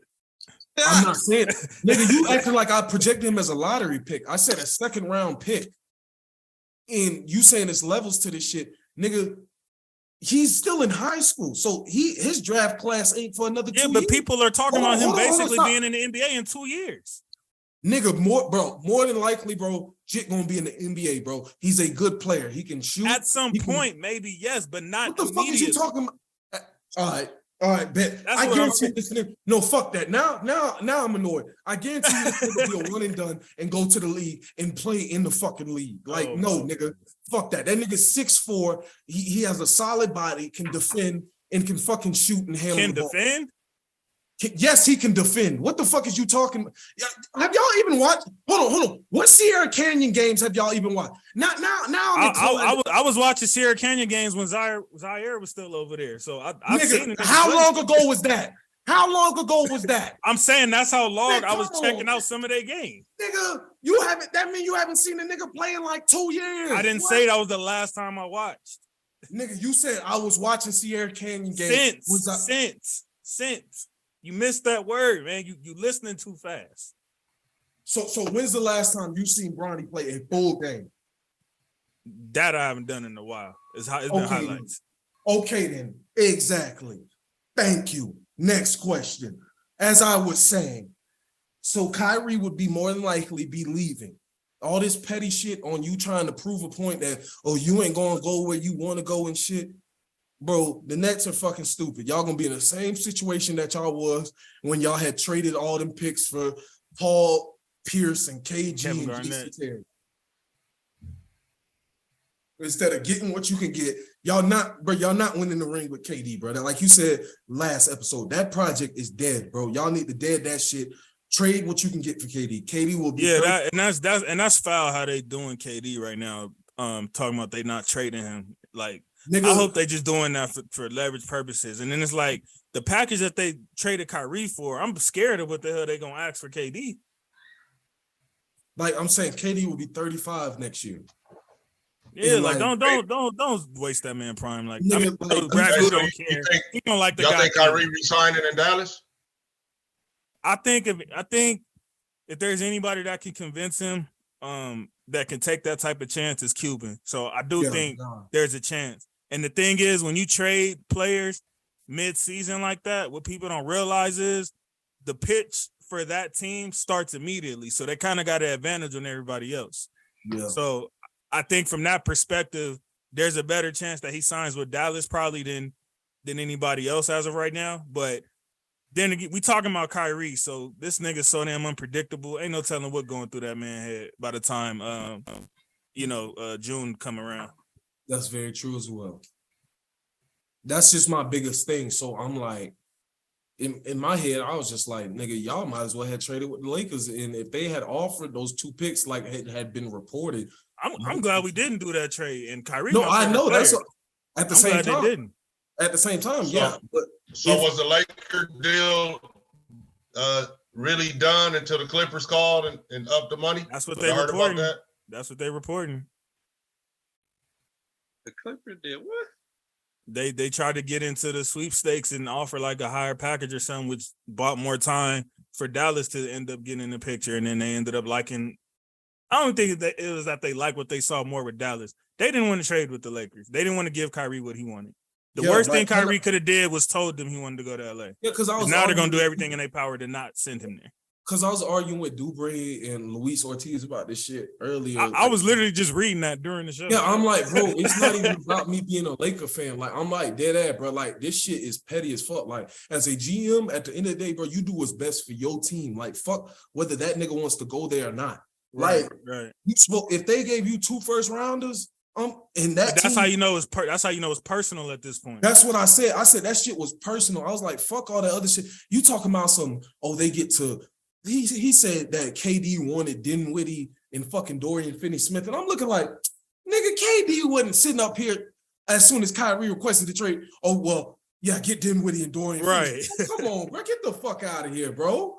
Man, no, nigga. Dinwiddie, the same nigga y'all got rid of in the first damn place. Thank you. And then Dorian Finney-Smith now all of a sudden, it's just so crazy to me because niggas don't like Kyrie, and then also like because Laker fans and shit, like with Laker shit, nigga, they talking about some now Dorian Finney-Smith, some lockdown defender or some shit. This nigga been asked all year. They don't knock it off. Dallas fans that tell you they were ecstatic to get rid of. Thank you. Like, come on, I haven't seen a single Dallas fan like, oh man, we had to get rid of him. So Luka didn't play. What was that last night or the night before or some shit? Dallas just won their first game without Luka playing this season, and I'm supposed to believe that KD was out there begging for them niggas. Hey, remember when we was here and I discussed getting Luka off that ball? Yep. I just posted about that. Yep. I said this helps a lot. And then that was another thing. People saying this shit ain't gonna work. It's only one ball. I'm like, what the fuck are y'all talking about? Chris Paul Kyrie and James Harden played together. Sure. Kyrie done played with fucking LeBron and Harden and done did fine. Remember, Isaiah, I was arguing about that on the live that we did. Yeah. I'm like, bro, Kyrie's not even that type of player where he just has to dribble the whole time to be effective. Kyrie is dangerous without the ball as well. And he's a very efficient shooter, probably one of the 100%. Most efficient shooters we've seen, to be honest. And then my thing is, like I said, I agreed with y'all that Luka needs the ball less than in his hands less. Nobody's usage in the league should be nearly that fucking high. But who else? But it was understandable at the time. Thank you. At who that else time, do they fucking have? Jalen Brunson. Now he done got a little bit of help. Let's see how he adapts to this. Exactly. Now, if he's still super ball dominant with Kyrie, then we have an issue. I will say, all right, Luka, like. This nigga all-star. He a champion. Like, you can trust him with the basketball. Like LeBron is a very ball-dominant player, but he knew how to, you know what I'm saying, pick his spots when it came to that when he was with Kyrie. That's why that. I'm not saying Luka and LeBron are exactly alike, but they have very similar play style. Exactly. So I'm like, what the fuck are we talking about here? That they just Luka just shoots a lot more than Bron did at that. Absolutely. At that age. Oh yes, absolutely. Yeah. Absolutely. But from a basketball perspective, where do y'all feel this puts Dallas in the West? I didn't feel like it advanced their chances much. I feel like they're still a second round exit because they don't have any defense around them. What you mean still? They made the conference finals last year. Man, I can barely watch the NBA. Yeah, and that took a great performance. That took a 40-point performance from Jalen Brunson in the first round. Then they had to go stupid on the Suns in the second round. And then they got beat by the Warriors in the conference finals. So it's like, even still, like, I love Luka, bro. Like, he performs in the playoff, but he needs help. And I'm not saying that Kyrie isn't that help, but now you don't really have any. You already didn't really have defense, but now you really don't have any defense. Like, you don't have any wing defense. But I think that's something, hopefully Kyrie re-signs, and I think that's something they can work on, definitely, of getting a couple little, perimeter pieces like that. If Kyrie re-signs, then this all works out much better because then you can retool the roster in the offseason better fit to them. Right. What y'all thinking of the Kyrie to Dallas? Conference finals lose to the I was surprised. He didn't come to LA. I felt like it's a big risk for Dallas. I heard what you guys were saying about LeBron not being there in LA for Kyrie to come play with and all that, but I do think that's the end game for them. And I was just surprised that Dallas would do that. Real quick, Ragu, my bad. Bron, quit with the victim mentality spit, talking about maybe it's me spit, like everybody's just out to get you, bro. Like, please stop it. It is. The league out to get my dog. Go ahead, Ragu. The league is out to get my dog. Please cut that spit out, man. Maybe like, this nigga done turned to straight victim mode these last few years. Like, stop it, y'all bro. hating, bro. Y'all hating, bro. Hey, so the NBA, let me just say, man, let me just tell you guys, and I don't mean to shit on y'all NBA because I know y'all young and y'all probably like that shit, but the NBA has turned into a bunch of niggas from the suburbs playing basketball, my nigga. Can you elaborate on that? John Morant. Like, I don't know how to explain it to y'all, man, but it's the AAU era has taken over basketball. So the street kid that just went to high school and was good, there's no room for him anymore. You have to play AAU ball and be on the traveling squad and do all this and that. And basically, shoot 3-pointers and shit. Now, that's all. That's all of the basketball players now. It doesn't matter because most of these young it doesn't matter what height you are. You are an AAU nigga that lives in the suburbs or you live overseas and you shoot 3-pointers. That's everybody in the league now. You might be onto something because a lot of these like Mitchells and Trae Youngs and all these young niggas, you be seeing them have pictures with like LeBron James and Chris Paul when they was like 10, 11 years old. Yes, so, that's the league. Yeah, everybody knows each other. That's why the games don't be no fights and shit. Well, there's been a couple fights, but that's why the shit ain't like it was, homie, because everybody is like friends and shit. Dylan Brooks, that nigga dirty as hell. That's what he just tried to pull.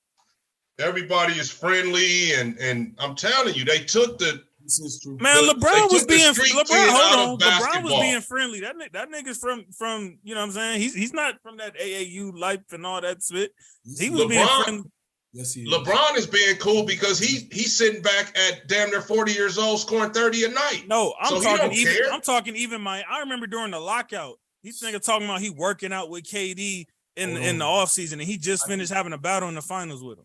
I can answer you that type of friendly split. I can answer you. LeBron's generation is the first start of that AAU generation. LeBron did play AAU. Even though he didn't have the money, his coaches put up the money for him, nigga. LeBron, you ain't gonna tell me LeBron didn't have any cash coming in because the nigga was driving a Hummer truck and he was living in damn near a fucking bando. He had a Hummer truck his senior year of high school. So where'd that come from? Niggas was taking care of Bron. He played AAU. He played plenty of games against Carmelo. I'm just saying as far as like kids that come from that environment. About KD. KD had been to his camp when he was in high school because LeBron had his own camp by the time it was 06, 07, around that time. And KD went to his camp his senior year of high school and his freshman year of college because LeBron would have like the top college players come in and work with the kids and stuff during his camp along with other NBA players. That's Ragu. So you don't think like I know Rucker Park spit don't hit like it used to, like where you can ball out over there type spit and have action. But like you got Max Preps and spit like that now. You don't think like regardless of what school you at, if your numbers is looking like that, then you could get that call? Bro, let me tell you something. First of all, you and your cronies that play AAU together, y'all gonna all get together and go to high school or go to the, you know what I'm saying? I'm telling you, bro, it ain't just about, growing up, play a little league basketball, go to high school and fuck it up and then get drafted. You know what I'm saying? Go to college from there and get drafted. It's all about that club ball shit now, bro. So, but I think it's kids from the hood that get put in those positions, like DeMar DeRozan from Compton.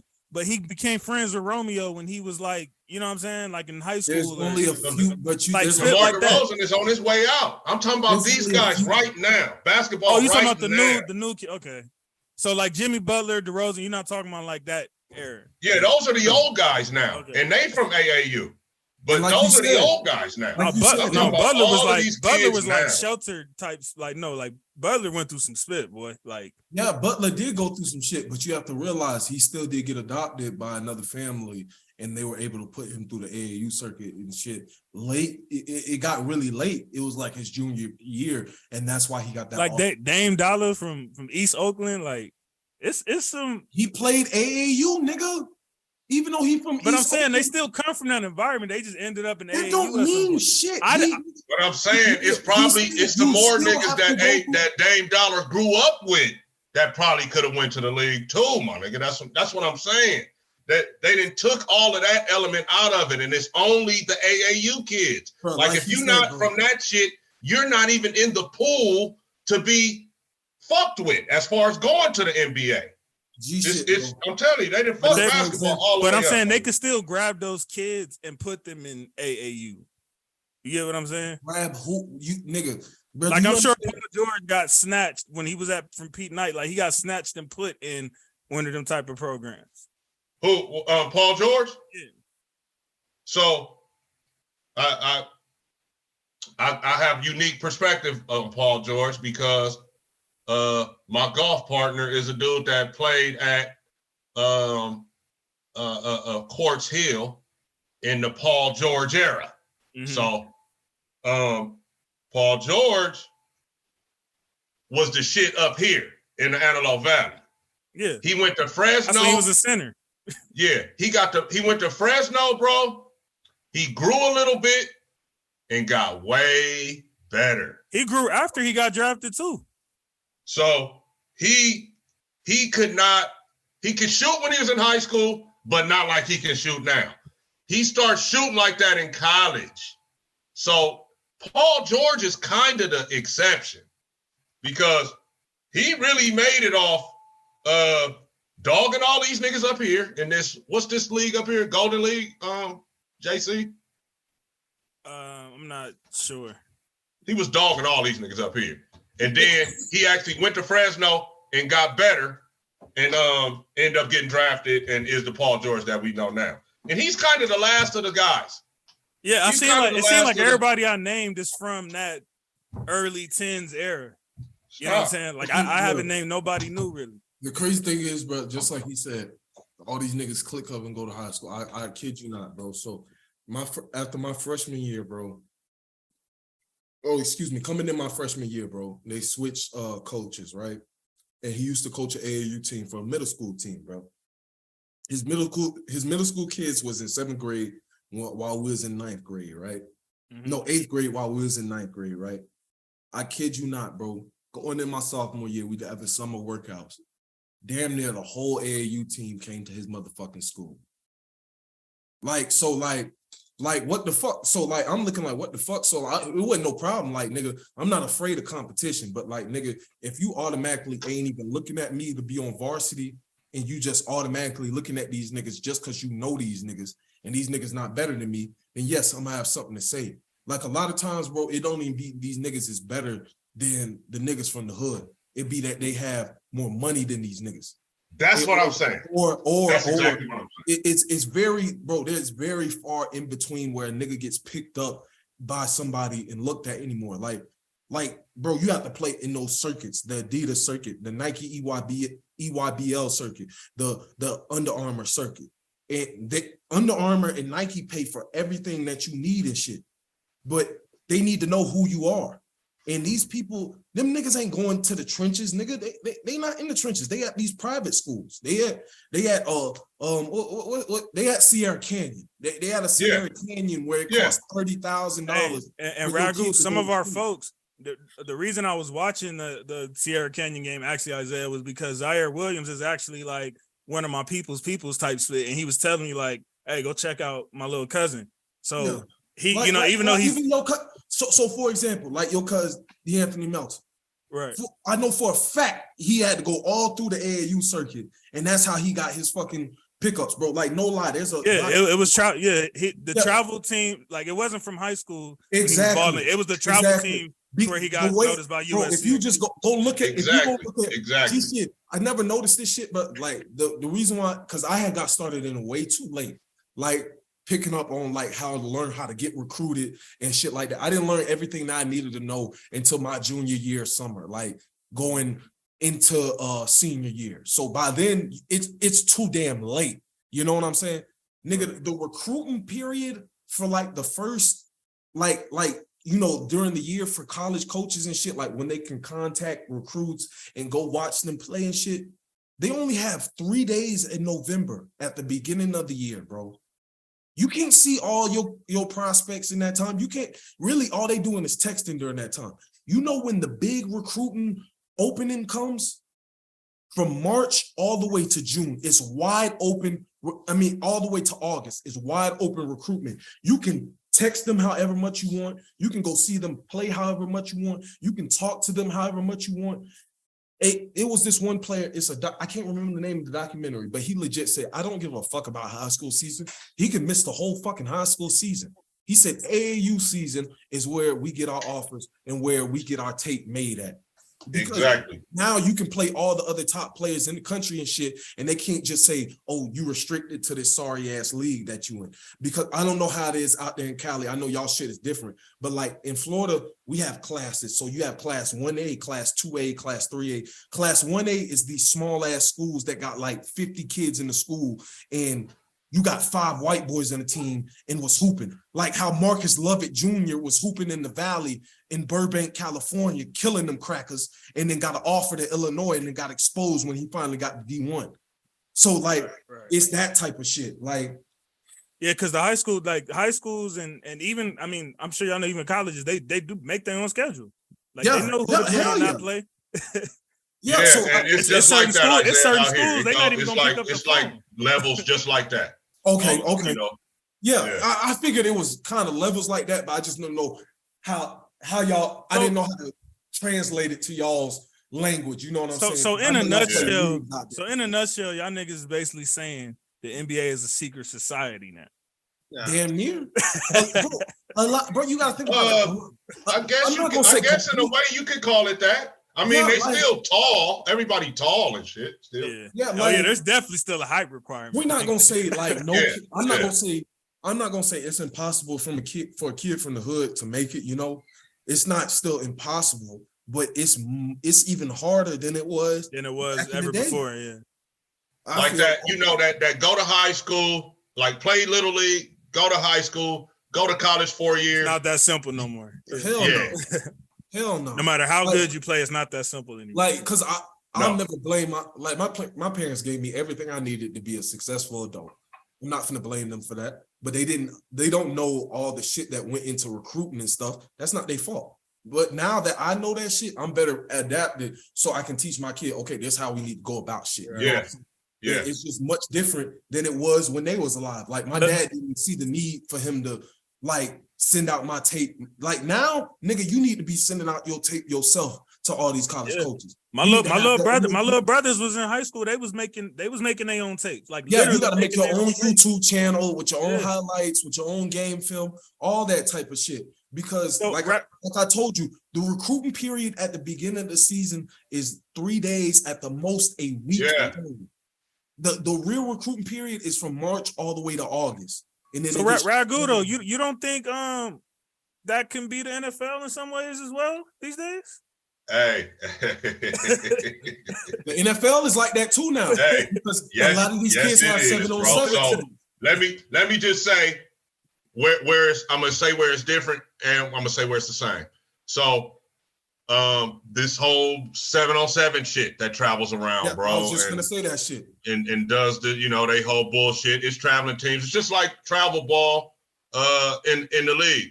The thing about it in NBA, the thing about football though, you could actually bust somebody's ass in college and still go.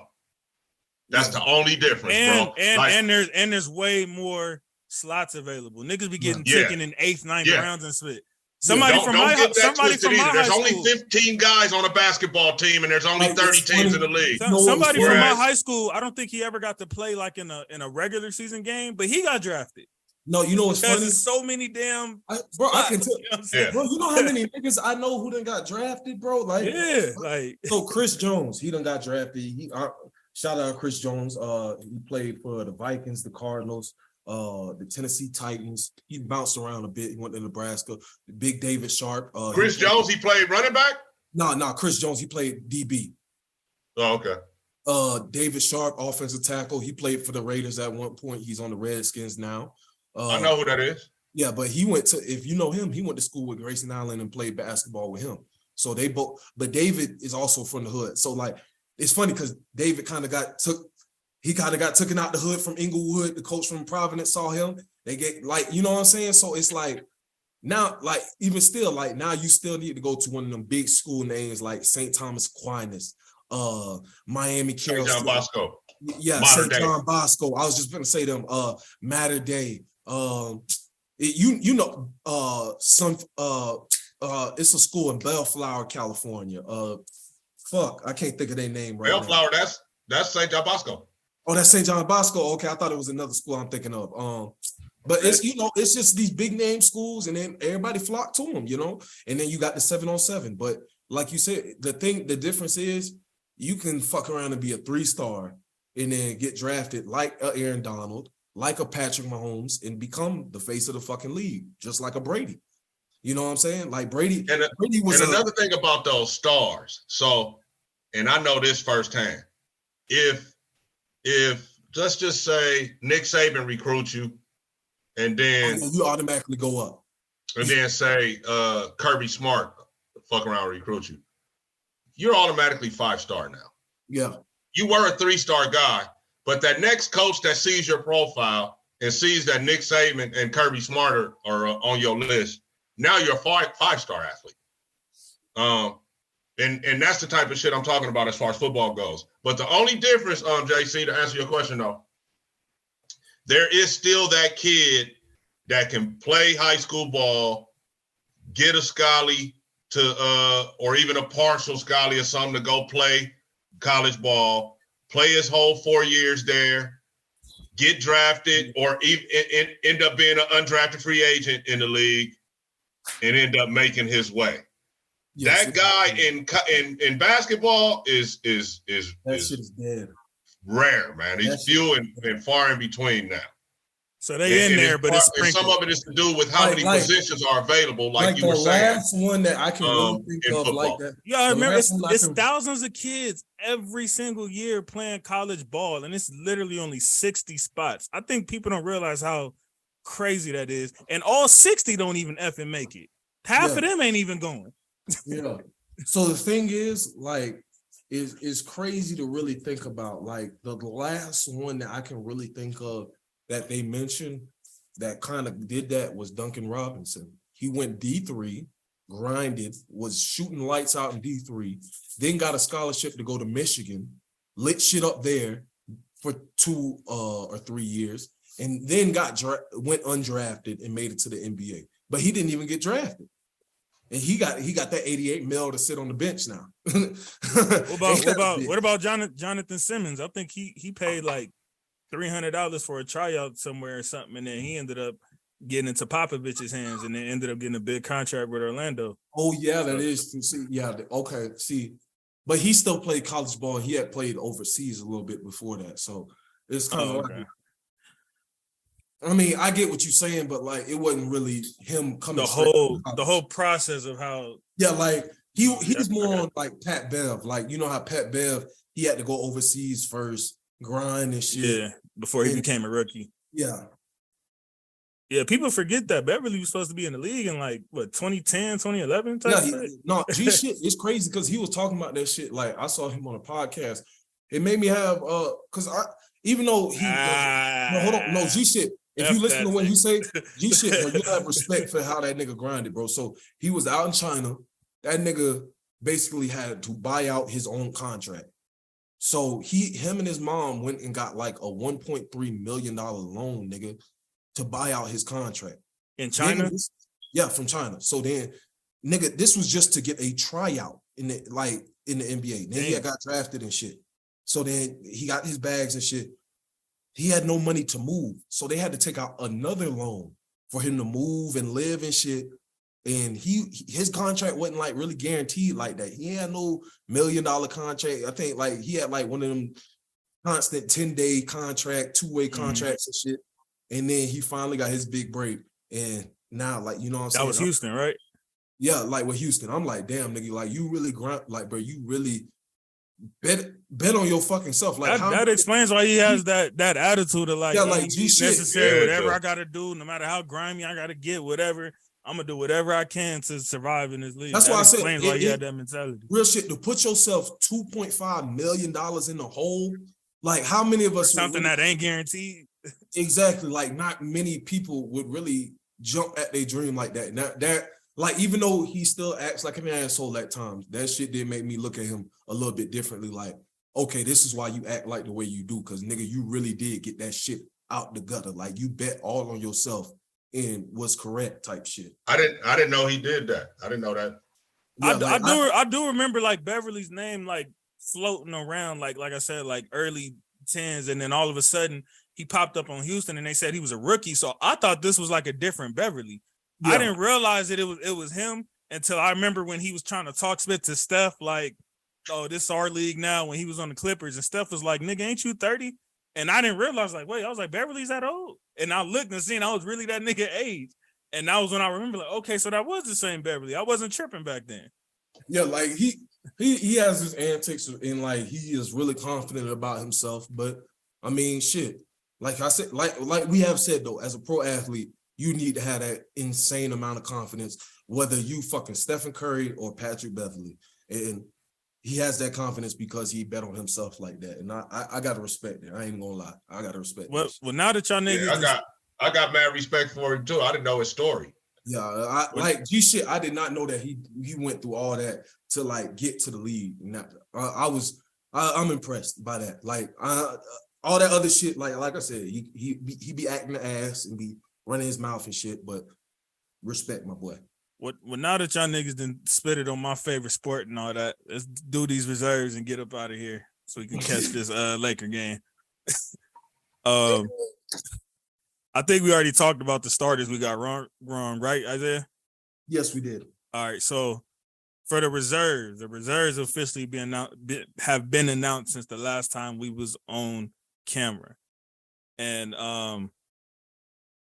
let me see.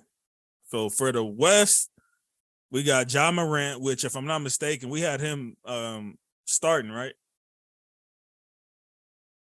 Yeah, we had him. We had him starting. Okay, so Ja Morant. He should be starting. Yeah, because I don't think we had. Was it Steph? We didn't have. No, hold on.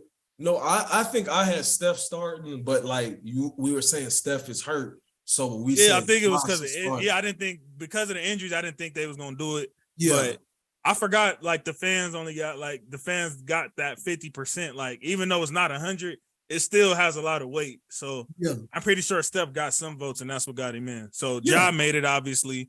Gilgeous Alexander, I think we all agreed on that. Or no, we didn't. I didn't agree on that because of the seeding. So Alexander made it. That was one of the ones. Dame made it. PG made it. I think that was when you was like, nigga, ain't no way that nigga got enough games. Yeah, but I was like, there was no way he had enough games. But Paul George made it. They picked one Sacramento King player. They chose Sabonis over De'Aaron Fox, which has been controversial.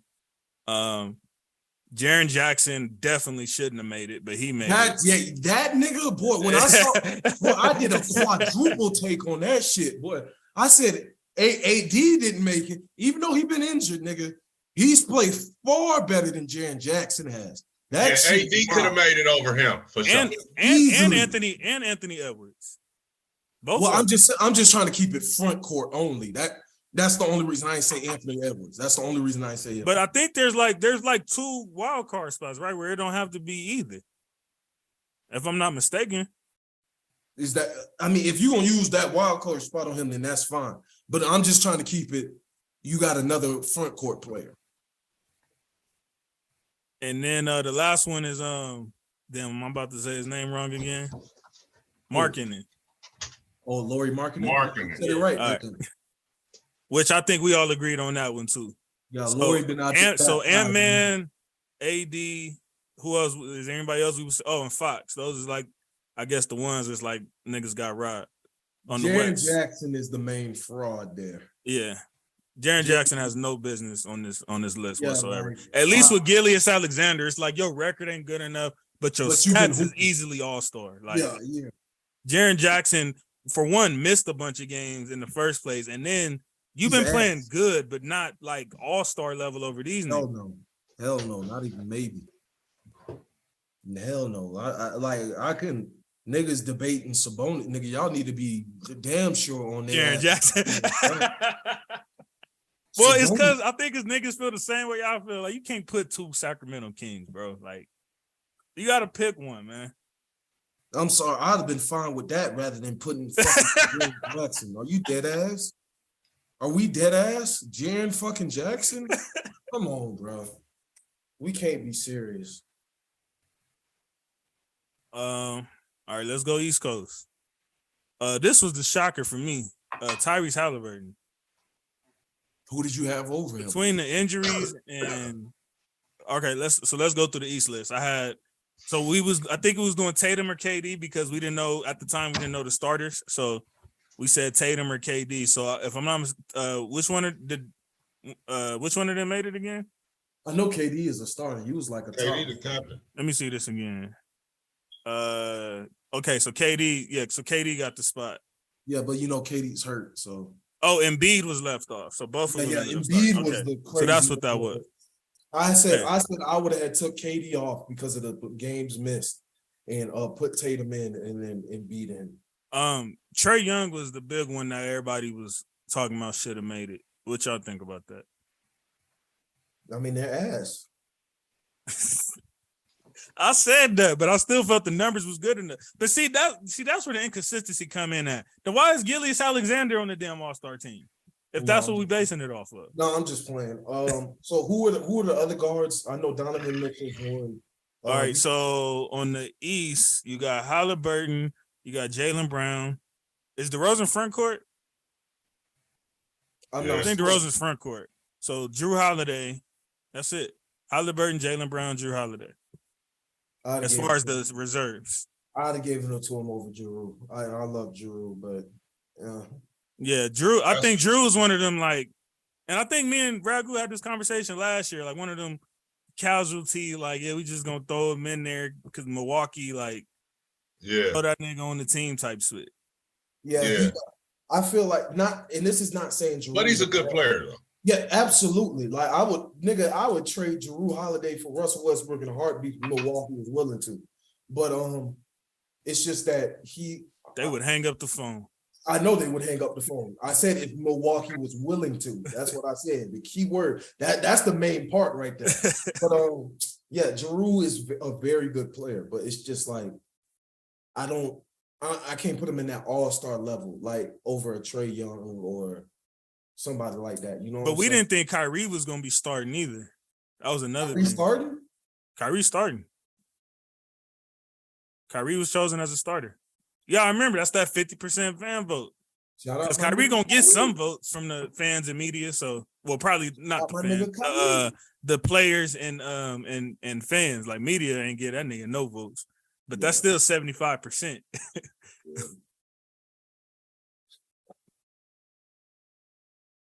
Hey, I think we gonna work out a trade, Isaiah. For who? For DC. I mean, I'm hoping so. Yeah, they just granted him permission to meet with the Saints, so I want something. Like I think Dennis Allen want to give him the 40, so he like we'll trade him. Yeah, sure. That's who drafted him. Yeah, that is who drafted him. So Julius Randle, we all got that right. DeMar DeRozan, we all got that right. They chose Adebayo over Jimmy Butler. I don't know if that's due to games, but I mean, I ain't got too much of an issue with that. Bam has been holding it down.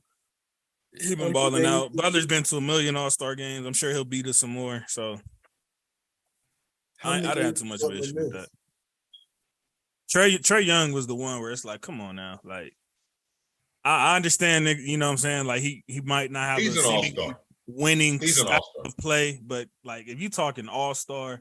No, I told you earlier, All-Star to me is 100% all about individual play. Like, MVP and shit is where you get into team record and all that shit. Like, but we also don't want to set a precedent to where you can just sit up there and jack up shots on an effed up team all day and then we reward. Ain't nobody saying jack up shots, nigga. But if niggas is putting up numbers and it just happens to be so that their team is bad, that's just what it is. No, because sometimes like DeMarcus Cousins on Sacramento, I felt like it was empty stats. The nigga ain't did spit since.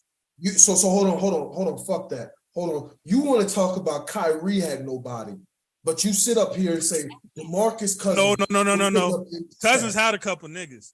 Who? He had Rudy Gay at one point. Rudy Gay's better than anybody.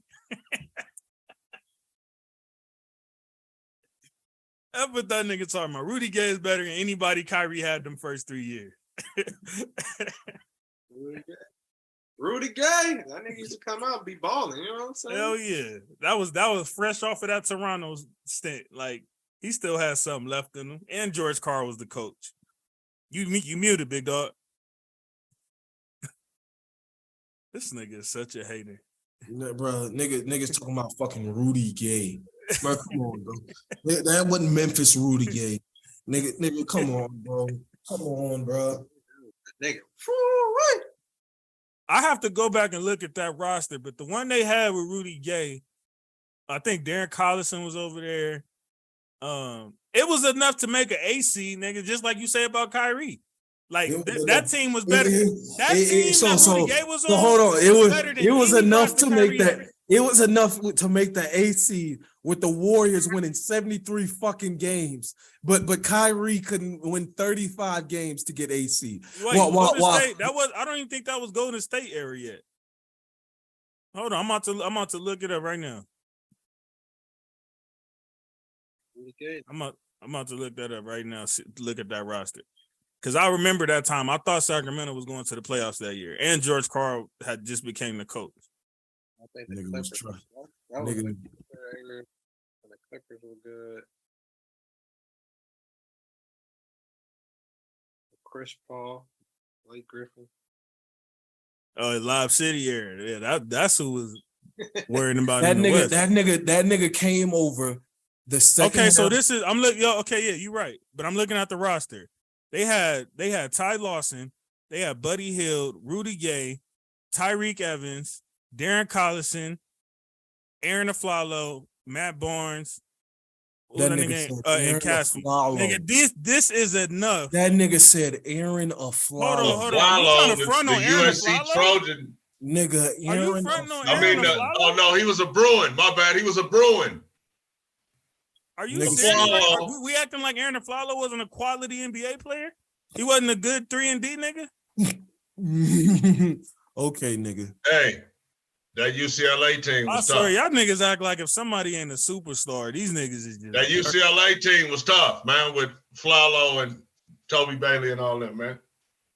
So what tell me exactly what year you're looking at. 16-17. That nigga went all the way to 16-17. Okay. When the fucking Warriors got fucking KD and shit. What the hell they got to do with you making playoffs? Firstly, let's get here. They're in our fucking division, so they have to play the Warriors at least 5 times a year. That's four. Oh, 4? My bad. Okay, 4. Automatic 4 out of 80 games, nigga. If you don't stop playing. Oh, hold on. I'm about to go, bro. Let me finish, nigga. Damn, let me finish. Because this is where I'm about to get in your ass now. Let's look at the whole landscape of the fucking West. So you still had the Spurs with Kawhi. You had MVP Harden. Lob City was still active. Mm-hmm. Who's this Jazz team? Who's this Jazz? That was the Gordon Hayward Jazz. Oh, with Coach Quinn Snyder? Oh, yeah. They had Joe Johnson, Joe Ingles. You could put Houston. Utah. Keep going. I want to hear these 8 teams. Oklahoma City far better with MVP Russ. Still had Steven. They still had far better. Hell. Far better hell. Let's look at that roster. What's the far better? Because all they had was Oladipo. So what far better is you talking about? They had DeMontis Sabonis. They had fucking. Okay, yeah, I forgot. They did have young Sabonis. They still had Steven Adams. Bro, if you don't stop playing with me. What are you talking about? You don't stop playing with me. What the fuck are you talking about? Stop playing with me, nigga. So Steven. If you trying to take away a Flalo, nigga, I don't want to hear about no Steven Adams. What the fuck, nigga? Are you dead? Nigga, you talking about a Flalo in 16, 17, nigga. No, nigga. No, nigga. No, nigga. Are we dead ass? No, that's why I didn't say a Flalo, nigga. That's why I said that. They had Jeremy Grant. Come on now, bro. They were better than them niggas, bro. Even then, okay, what's that? 5, 6? Memphis Who's the other two? Memphis Grizzlies, the Trailblazers. They could make that. They just as good as Memphis talent wise. So they could have made that. Well, you full of shit. Boy, if Cousins is that nigga like that, they could have made that. So they were better than the grit and grind fucking Grizzlies with Mark Gasol, Mike Conley, Tony Allen, and Zach Randolph. That's what you gonna have me sold on. I didn't say they was better. They was just as good as them niggas. They was just as good as them niggas. If Cousins is supposed to be who you say he is, nigga, they should have been up in there. I didn't say if Cousins is supposed to be who I didn't say he was nothing, nigga. I didn't say he was nothing, nigga. I was talking about this started because I said empty stat players, which was DeMarcus Cousins. The nigga didn't do shit after sack. Hold on, pause. And I said, and I agree that the motherfucker was putting up empty stats. But how can you say he was putting up empty stats when you needed at least 43 wins to make the playoffs that year?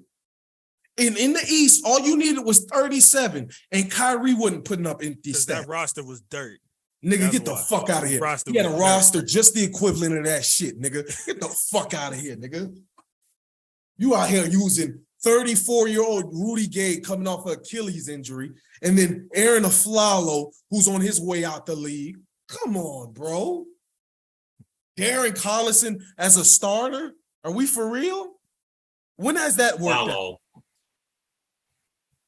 But niggas wasn't saying that when Darren Collison came in for Chris Paul when he was hurt, and they was talking about he's supposed to be that guy after that. And they was smoking dick then.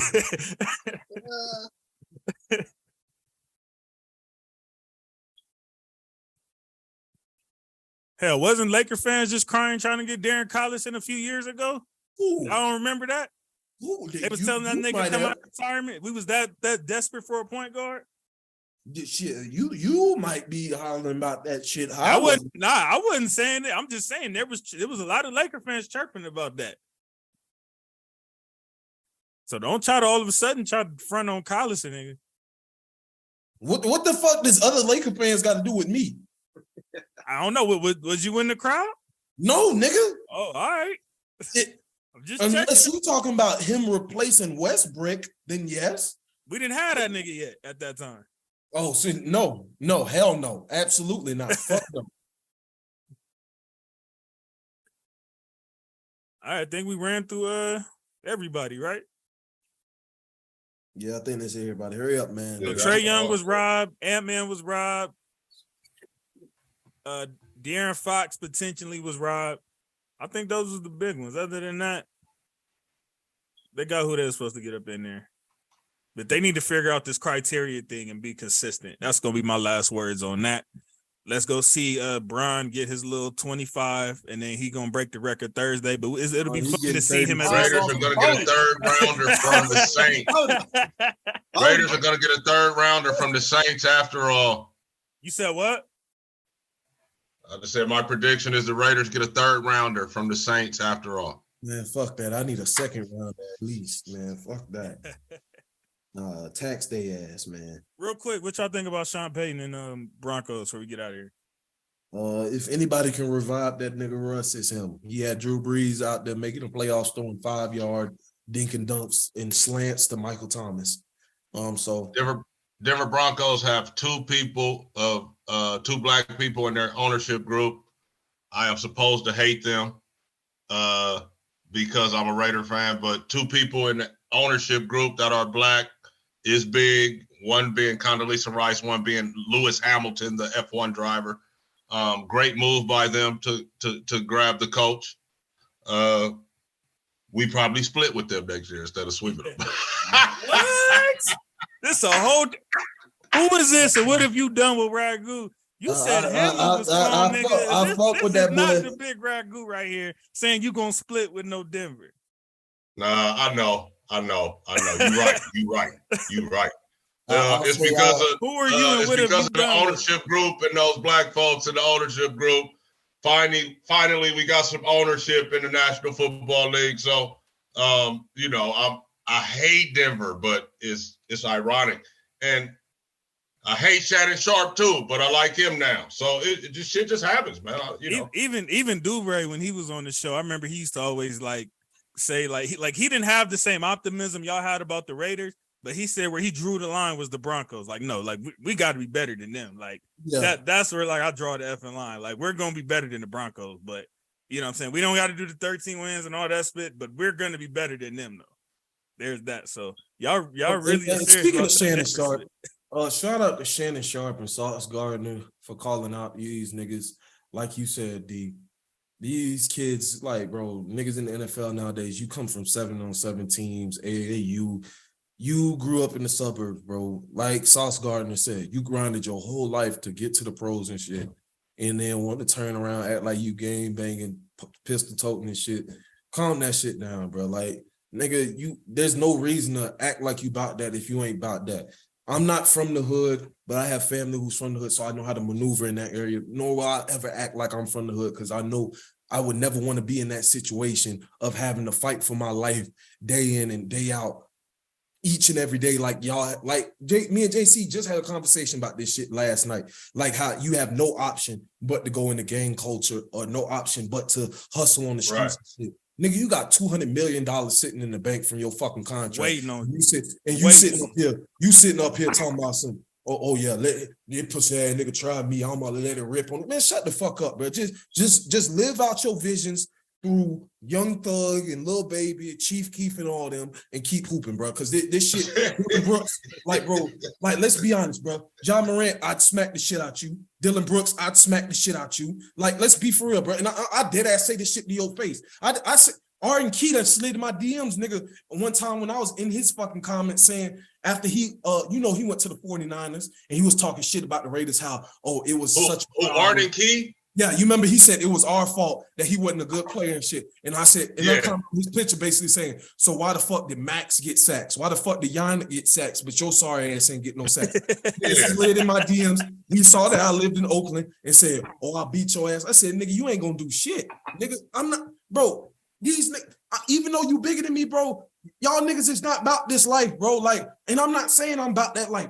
I'll look in the camera. I'm not. Nah, that's being a man at that point. Ain't got nothing to do with it. I'm not no hood ass nigga. I don't pistol tote none of that shit. But nigga, y'all niggas is not about that life. Stop acting like it, bro. Act like upstanding citizens that these kids need y'all to be. That they need somebody to look up to rather than the situations that they actually in. Like Shannon Sharp said, I know niggas who would give a right arm and left leg to be in your position, nigga. What the fuck is you talking about? Really? That shit just pissed me off. Like, why the fuck, bro? Like how I told you the other day, I know niggas who changed up once they was 18 years old, graduating high school. Now you pistol tote, now you gangster. Nigga, what the fuck kind of shit is this, nigga? We live in the same fucking neighborhood, nigga. We live in a subdivision, nigga. Anybody that gotta get into that type of life once they're 18 plus tells you all you need to know. You doing that That's shit. All I'll say about you doing that shit because you a lame ass nigga with no friends, no hoes, and no money, nigga. Not because you have to, not because them really your boys and shit. You doing that shit because you was a lame ass nigga, just like them niggas who used to be bullied and go join the cops and brutalize other niggas because they got the power to. Yep. I personally know niggas like that I went to high school with. Personally. But all right, man, let's go see Bron get this 25. Appreciate everybody for pulling this up. 37. 40p. Welcome back, Big Ragu. Hopefully I'm we calling see more it. of you in the off My boy getting a 40 piece tonight. Go. There it is, baby. 40 piece. Hopefully we see more my guy in the off season. We got plenty of topics to get into. The NFL season is almost at its conclusion. Oh, we also got to do our all three of y'all for sure. Our prediction like recap. Like we're gonna look at our prediction episode. What's the season of? Hell yeah. So we can see how wrong we are. Right. Some of us were. So looking forward to that. Thank you to all the fans that's gotten us to this point. I believe, what is this? 40, 44, 43? Nigga, you knows. Bro, why don't you? That's where Tyrell come in. He usually correct me on that. You know what I'm gonna get you for Christmas, nigga? I'm just gonna get you like one of them things that count up to infinity. So each time you can just whip out a page and know what episode we on, nigga. Because damn it, shit, I'm getting tired of you asking me. I don't know. Whatever episode this is, it's the 40-something. Appreciate y'all for getting us to where we at. Make sure y'all like, comment, share, subscribe. Let's take this to the furthest extent.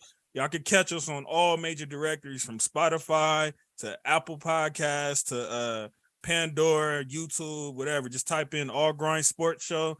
Thank you for all the new subscribers that we've had and people that I've came in contact with that told me they mess with the show heavy. So let's keep this bit rolling. And we'll see y'all after Super Bowl Sunday. Hopefully y'all be safe and all that good stuff at your parties or just in the comfort of your own living room with the pizza, like my guy Isaiah, whatever it is.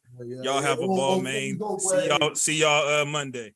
Yeah, your boy got a projector and all for the show, man. I got me a little projector. I'm ready to go, man. Hey, I see you. I'm ready to go. I see, hell yeah. You might as well do your own little, you know what I'm saying? Yeah, man. Own little spit. We ready to go, man. I'll probably be calling y'all. Go Lakers, go Rams, go Dodgers. Peace. See y'all later. Go Black quarterbacks.